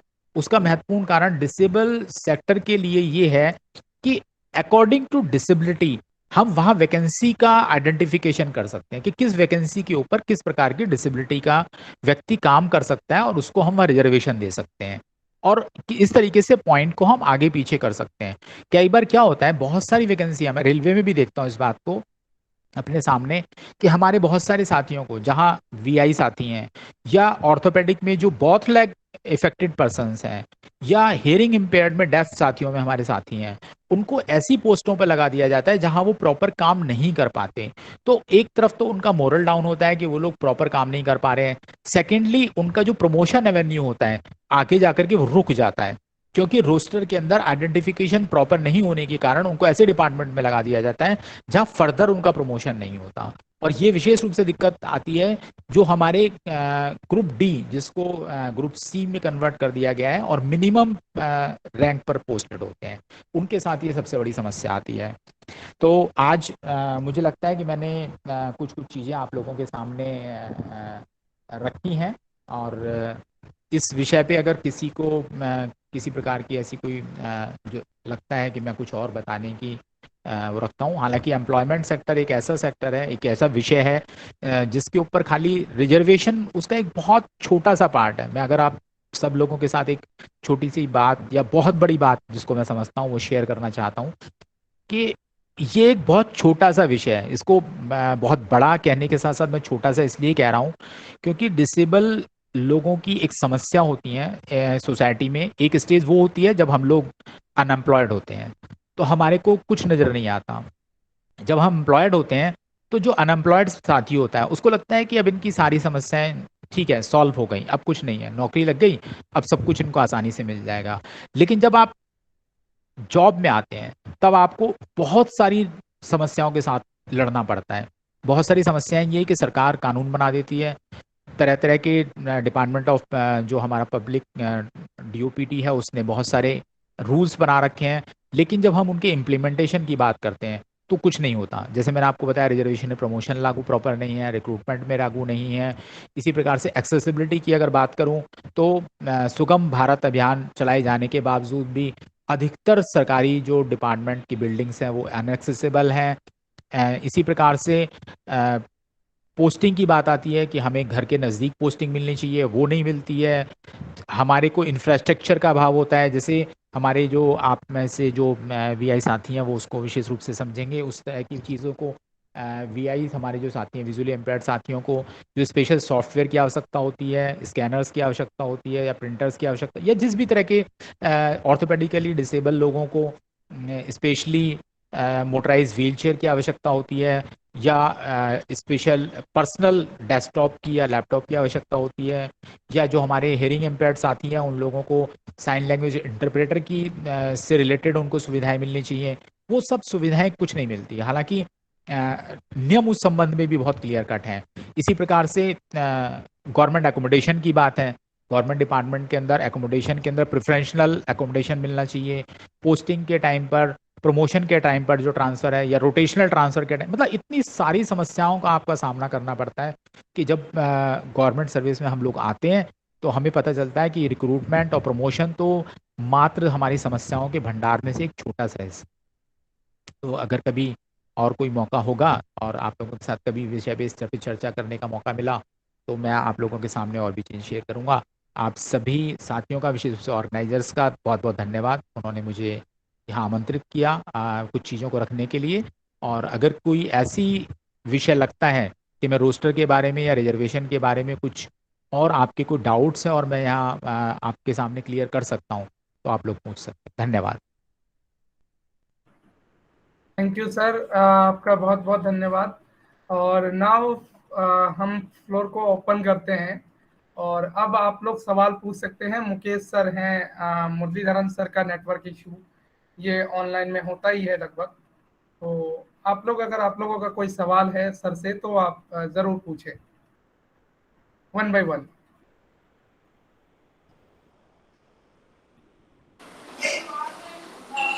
Hi everyone. Yes, Am I good audible? So, सबसे पहले तो thank you so much committee for organizing such an informative talk. Muralidharan sir, thank you for coming here, and though he's not here, we're really happy to have you here, sir. और Mukesh sir, आपका जो session था वो सच में बहुत ही informative था। एक doubt है छोटा सा सर।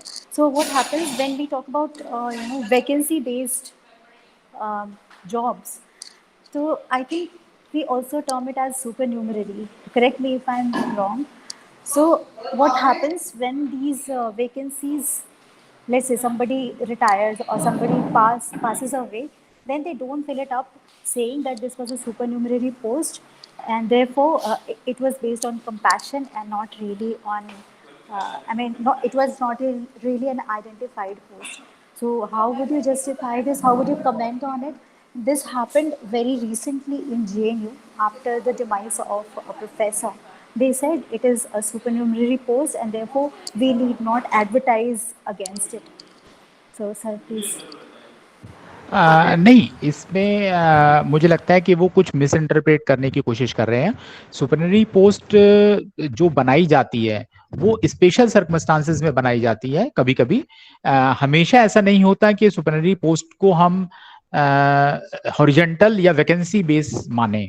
सुपरनरी पोस्ट जनरली मैं आपको क्लेरिफाई करना चाहता हूँ, इन स्पेशल सर्कमस्टांसेस तब बनाई जाती है जब किसी प्रकार का कोई ऐसा व्यक्ति होता है, जैसे मैं आपको डिसेबल लोगों से रिलेटेड ही एग्जांपल देकर के बताना चाहता हूँ।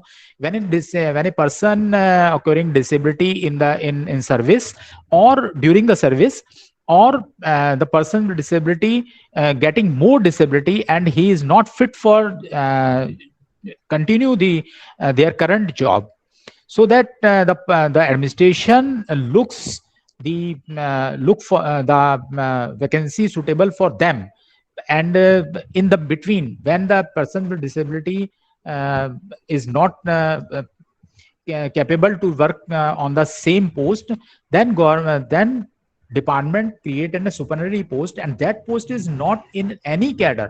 मतलब वो किसी कैडर में नहीं होती, उसको केवल एक आदमी को अकोमोडेट करने के लिए बनाया जाता है और उसका कोई पोस्ट का नाम नहीं होता। जैसे हम उसको असिस्टेंट प्रोफेसर नहीं कह सकते, उसको प्रोफेसर नहीं कह सकते, उसको डिप्टी रजिस्ट्रार नहीं कह सकते, रजिस्ट्रार नहीं कह सकते। वो सिमिलियर ग्रेड में only for the purpose of accommodate A person with disability for time being. So that I think they are totally misinterpret the supernumerary post and vacancy based post. Sir तो इसको हम कैसे defend करेंगे, क्योंकि वो तो proper associate professor थे, उनकी पोस्ट भी मतलब if you see that wage, of course you are right, identified post है, उन्होंने मेरिट बेस पे, I mean there was no question of merit at all, लेकिन इसको हम डिफेंड नहीं कर पा रहे because the administration says clearly that it was a supernumerary post. तो कोई सर्कुलर हो you should, yes, exactly, you should take if you should given in writing a representation to administration, and ask them how many post of assistant professor before the creation of supernumerary post, because the if you say that some person is appointed on the supernumerary post, this person is appointed for few days, few months, or as a long time permanent, yeah. permanent. Okay So that sir, definitely he is sorry not sorry sir, right. आपको interrupt कर रहा हूँ, लेकिन मैं गुंजन के सवाल को थोड़ा ऐसे लेता हूँ कि जो गुंजन सवाल पूछ रही हैं उसमें इसको ये जॉब से रिलेटेड है, लेकिन सपोज दैट कि अगर ये चीजें एजुकेशन सेक्टर में आ जाती हैं और ये इसी तरीके से इसको दे दिया जाता है, तो मैं जहाँ पे पढ़ रहा था वहाँ पे ये है कि अगर ये पोस्ट मतलब वो मतलब अगर वो उसको भर दिया जाता है तो एक सीट एक्स्ट्रा क्रिएट की जाती है फॉर द टाइम भी। क्या मतलब ऐसा भी कोई मतलब प्रोविजन है एम्प्लॉयमेंट सेक्टर में आपके हिसाब से? नहीं, टाइम बिंग मैंने पहले ही कहा कि टाइम बिंग कुछ दिन के लिए आप कर सकते हैं, लेकिन ऐसा नहीं हो सकता कि 10 साल 15 साल सुपरनरी पोस्ट बनी रहेगी वो। क्योंकि अगर किसी वजह से, जैसे कई बार होता है कि एक्सेस स्टाफ रिक्रूट हो गया या किसी वजह से कुछ हुआ, तो उसको टाइम बिंग हम लोग केवल सुपरनरी पोस्ट बना के रखते हैं, लेकिन फर्दर वो एकोमोडेट की जाती है रेगुलर वैकेंसीज के अगेंस्ट। तो मैं नहीं समझता कि वो लॉन्ग टर्म के लिए सुपरनरी पोस्ट कैसे कह रहे हैं। तो उसका एक ही तरीका है कि आप लोग रिप्रेजेंटेशन एक बना करके दीजिए कि जहां आपको मालूम हो कि असिस्टेंट प्रोफेसर वो कब डेट को अपॉइंट हुए थे, कि उस डेट को एग्जैक्ट पोजीशन सिचुएशन क्या थी सैंक्शन स्ट्रेंथ की, और आफ्टर दैट सैंक्शन स्ट्रेंथ कितनी है। क्योंकि सुपरनरी पोस्ट जो होती है वो टाइम बीइंग होती है, केवल टिल लॉन्ग टर्म नहीं हो सकती supernumerary post. Thank you sir. Now Gunjan के अलावा कोई और सवाल पूछना चाहता हो?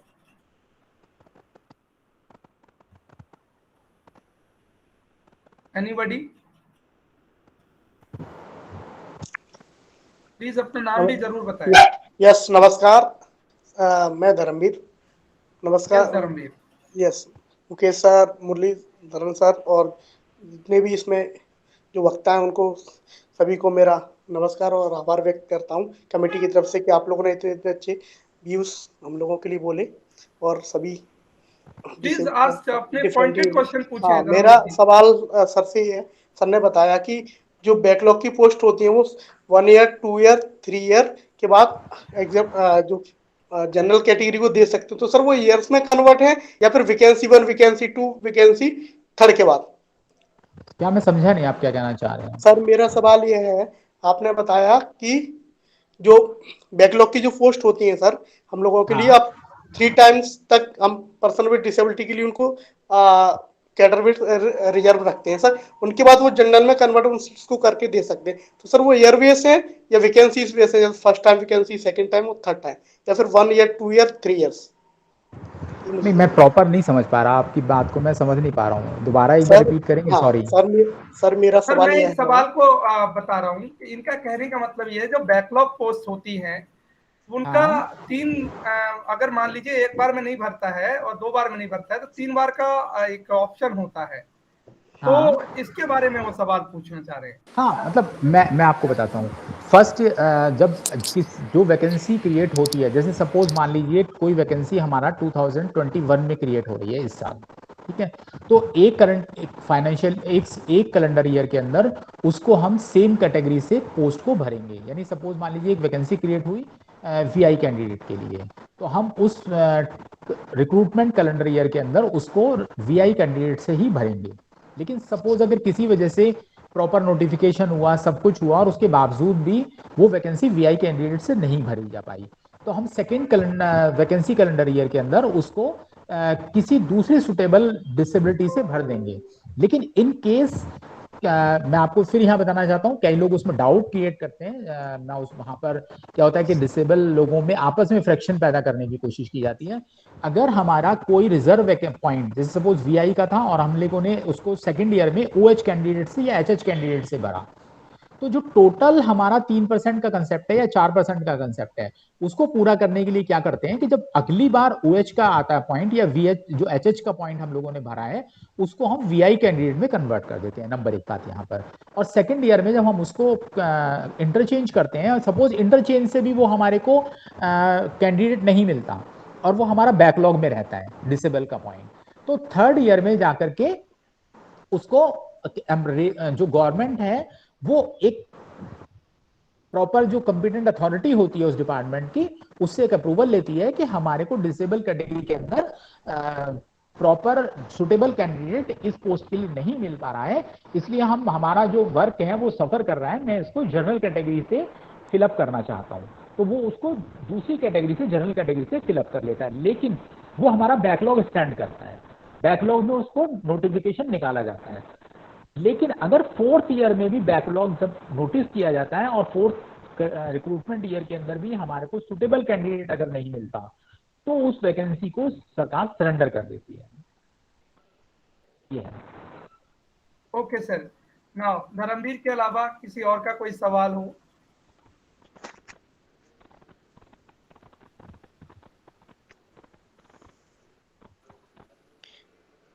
Okay, no question I think so. Sir मैं एक सवाल आपसे पूछता हूँ। जी जी, हाँ जी।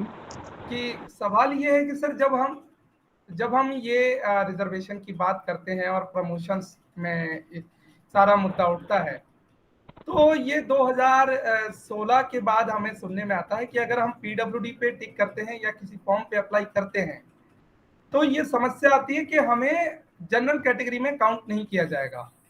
इसके बारे में आपका क्या विचार है? मतलब इसको आप कैसे देखते हैं और इसमें क्या लूपहोल्स इस कोर्ट के वर्डिक्ट में, क्योंकि आपका टॉपिक है लॉ एंड कोर्ट वर्डिक्ट, तो इसके बारे में जरा थोड़ा सा बताएं मुझे। नहीं देखिए, ये गलत, जो भी ऐसा कहता है कि जनरल कैटेगरी में ट्रीट नहीं किया जाएगा वो गलत कहता है बिल्कुल। मैं उसका कारण बताता हूँ आपको कि जब हम रिक्रूटमेंट प्रोसेस होता है हमारा और हम लोग जनरल कैटेगरी के तहत नंबर लेकर के आ जाते हैं क्वालिफाई करके, तो हमें जनरल ट्रीट किया जाता है। अगर हम जनरल कैंडिडेट के रूप में सेलेक्ट होंगे तो जनरल ट्रीट किया जाएगा। तो हमारे को हैंडीकैप रिजर्वेशन कोटा है वो किसी दूसरे आदमी को दिया जाएगा, ये इश्यू होता है। लेकिन अगर हम हैंडीकैप कोटे के तहत रिजर्वेशन लेते हैं और हैंडीकैप कोटे के तहत ही हम पास होते हैं, दो अलग अलग चीजें होती हैं। अगर हम हैंडीकैप कोटे के रिजर्वेशन के तहत ही हम क्वालिफाई कर रहे हैं एग्जाम, तो हमें हैंडीकैप कोटे का पॉइंट हम यूज करते हैं वहां पर। सेम प्रमोशन के अंदर है, अगर प्रमोशन में मैं क्वालिफाइंग मार्क्स हम ज्यादा ले लेते हैं और हम जनरल कोटे के तहत सीट ले लेते हैं तो हम जनरल ट्रीट किए जाएंगे और हमारा जो डिसेबल का पॉइंट है वो हमारा वैकेंट माना जाएगा। ये इशू आता है उसके अंदर। ऐसा नहीं है कि जनरल के अंदर हम compete नहीं कर सकते।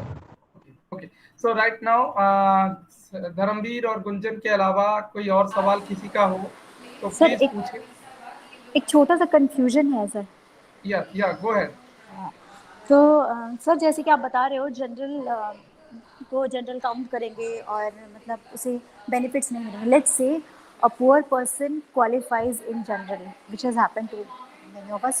humble background से आते हैं, जनरल में क्वालिफाई किया है मेरिट बेस पे, लेकिन मुझे कोई डिसेबल्ड का बेनिफिट नहीं मिलेगा डिसेबल्ड होने का। So it's like you are prohibited to be meritorious. नहीं, मैंने ये नहीं कहा कि बेनिफिट नहीं मिलेगा। बेनिफिट नहीं मिलेगा सर। वो कहते हैं कि आपको जैसे लेट्स से डिसेबल्ड को कोई हाफ मेस बिल देना है, तो क्योंकि आपने general as a general qualify किया है general, you will not be eligible to pay half mess bill, क्योंकि आप तो जनरल हो पेपर पे। तो इसका क्या नहीं, ये जेएनयू में इस तरह का वर्डिक्ट नहीं, जेएनयू में नहीं हुआ है। नहीं जेएनयू में तो नहीं। फिर कहाँ पर? एक्चुअली मैं पटना यूनिवर्सिटी में थी and I qualified as general and तो ये हुआ था कि इशू बन गया था। उन्होंने बोला कि ये कैसे, I mean how can we give her benefits because she is a general and she is qualified as general. तो फिर बहुत मुश्किल से again the same compassion term use करके हमारा जो ट्यूशन फी था वो माफ किया था बस। So how do we justify this? Because नहीं वो गलत नहीं, वो गलत करते हैं। मैं जैसे एम्प्लॉयमेंट में आपको बताता हूँ, एम्प्लॉयमेंट के अंदर जब हम कोई जनरल कैंडिडेट, जनरल से भी सिलेक्ट होकर के कोई व्यक्ति आता है तो उसको जो बाकी बेनिफिट्स होते हैं, जैसे सपोज इनकम टैक्स में रिबेट है वो उसको मिलता है, इसी तरह से डबल ट्रांसपोर्ट अलाउंस जो डिसेबल कैटेगरी के एम्प्लॉयज को मिलता है, वो अगर जर्नल से भी सिलेक्ट आएगा तब भी उसको मिलेगा डबल ट्रांसपोर्ट अलाउंस का बेनिफिट। इन फ्यूचर उसको जब अगर डिसेबल कोटे की रिजर्वेशन एंड प्रमोशन के तहत अगर उसका पॉइंट आएगा और तो उसको रिजर्वेशन एंड प्रमोशन का बेनिफिट भी मिलेगा। ऐसा नहीं है कि once you are selected against general quota then you are for ever general and you are not claiming any benefit of disable category. इसी तरह से आप एडवर्टाइजमेंट्स में देखिए, जहां जनरल की वैकेंसियां होती हैं खाली, वहां एससी डिसेबल की वैकेंसी भी नहीं होती इवन, तो उसमें लिखा जाता है कि age relaxation, fees examination will be allowed as per disable rules. जहां डिसेबल लोगों को नहीं पेमेंट करना, या जनरल की वैकेंसी है लेकिन उसके अंदर उसको जो एज रिलैक्सेशन का बेनिफिट है वो मिलता है, ऐसा नहीं कि नहीं मिलता। तो ये तो बिल्कुल ही गलत प्ली लिया उन्होंने। Okay, so the last question, अगर कोई पूछना चाहता है, कोई भी आप में से, last question. Gopal, can you hear me? Yeah. This is Jay Prakash. Hello, everyone.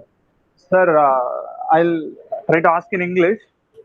Sir, identified posts is there? No. In every field, like in UPSC also. So there have candidates qualified for Indian Foreign Service. But in the identified posts, they have mentioned that visually challenged, especially totally blind candidates can't be taken for Indian Foreign Service. But it's a diplomat post, so it's just we can just talk. No, we can speak. There is no need of field work and all. So why can't we include in identified post? And same regarding identified post, I have a couple of questions. So I'm from Tamil Nadu state.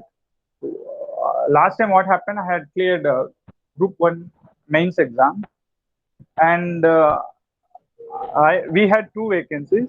One is for deputy collector and the other one for district employment officer.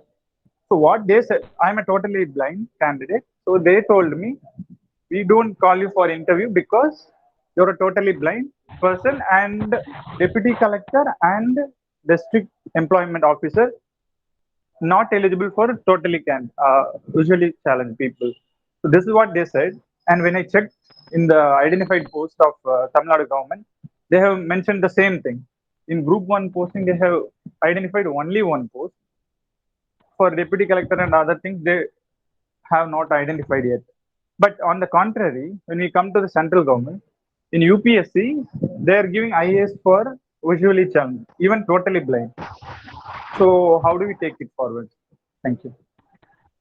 So basically, it's a problem of identification of job. I've been told previously, identification of job will be done by the Ministry of Social Justice instead Yes, of the department wise. We are insisting regularly all the post which is identified, that should be identified by the department with the consent of with the consultation of disabled employees of the same department. It means do they really do I it, want sir? Do they consult? I don't the consult of same department. Basically, for example, you are identifying the post for railway, or you are identified for the post of income tax department, so that you cannot identify the post of railway or income tax or any other department.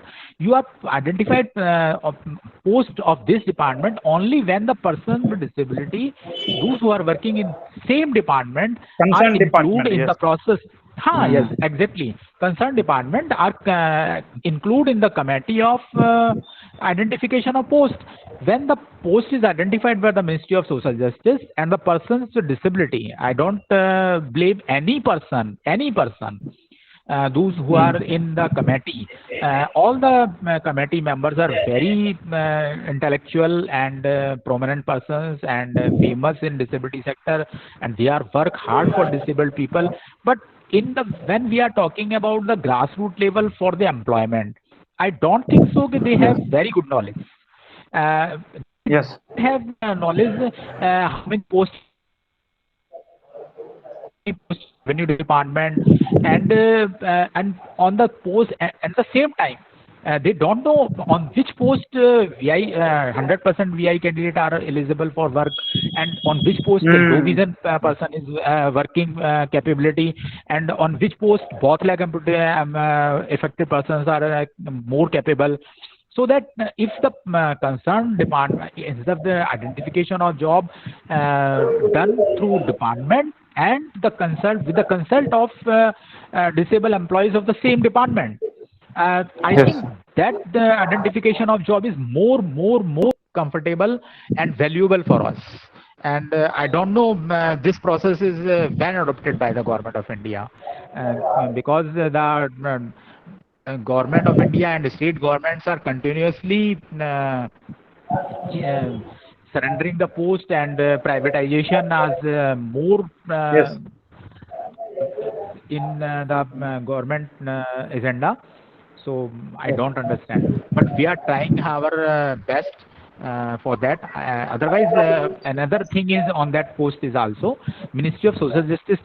We are when we are talking about the on that issue through Secretary Ministry of Social Justice at the time of 2013-14, when the RPWD Act in the pipeline, then the Secretary says no, we are given power to ministry, all the ministries and department, they can identify it itself more post so and Manika, no ma'am, they are not identifying any post, they are not doing anything on the identification of job.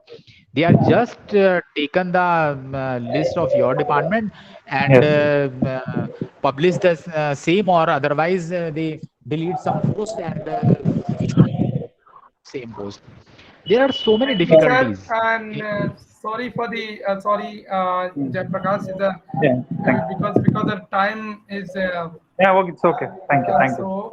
So now बहुत अच्छा रहा ये programme, और इसका सभी तरीके से structure सबने बहुत अच्छे से दोनों स्पीकर्स ने हमारे समझाया. Now I request Gunjan ma'am, because she is a more senior member of our forum. I request ma'am to please give the vote of thanks to both the speakers and the registrar, deputy registrar, sorry. So if Gunjan ma'am.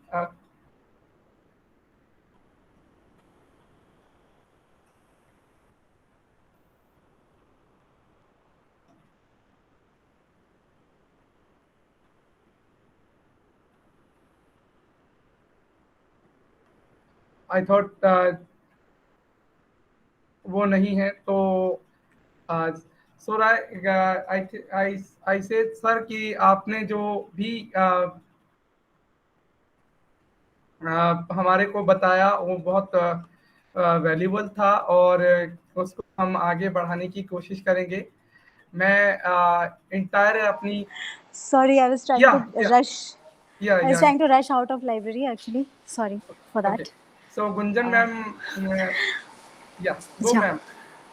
All right. So first of all, I was not aware that I'm supposed to deliver a vote of thanks, but it's not a problem at all. I'm there for our JNU community. So first and foremost, I would like to congratulate the current executive committee, that is 21-22. As all of you are aware that our community, our JNU Visually Impaired Students Forum has a legacy of conducting such events, which is informative and entertaining in nature. So this was one of the most informative events we have had in this session. So I congratulate the committee for that. I express my heartiest thanks, my utmost gratitude to our speaker, Muralidharan sir, for accepting the invite and gracing the occasion. And I also extend my heartfelt thanks to Mukesh sir for informing us about all these intricate issues in great detail. The presentation was really nuanced, sir. Thanks so very much. And I also thank the audience, which is the most important part of any event. If it was not for you, this event would have been a failure. So thanks to all of you for making this event a great success. And thank you everyone for giving me this privilege to deliver word of thanks on this occasion. Thank you. शुक्रिया ma'am आपका भी और आप सभी लोगों का। ये जिंदगी की जंग है, इस जंग को हमें आगे बहुत से लड़ना है और हम सभी को मिल के लड़ना है। इसी कोट के साथ महात्मा गांधी के इस ओकेजन पे, उनके बर्थडे पे हम इंक्लूसिव सोसाइटी बनाने का प्रयास करेंगे और सभी को साथ लेकर चलने का प्रयास करेंगे। इसी वादे के साथ आप अपने होस्ट और दोस्त गोपाल को दीजिए इजाजत। तब तक एज ऑलवेज से खुश रहिए, खुशहाल रहिए, अपना और अपनों का ख्याल रखिए और खूब ख्याल रखिए। नमस्कार।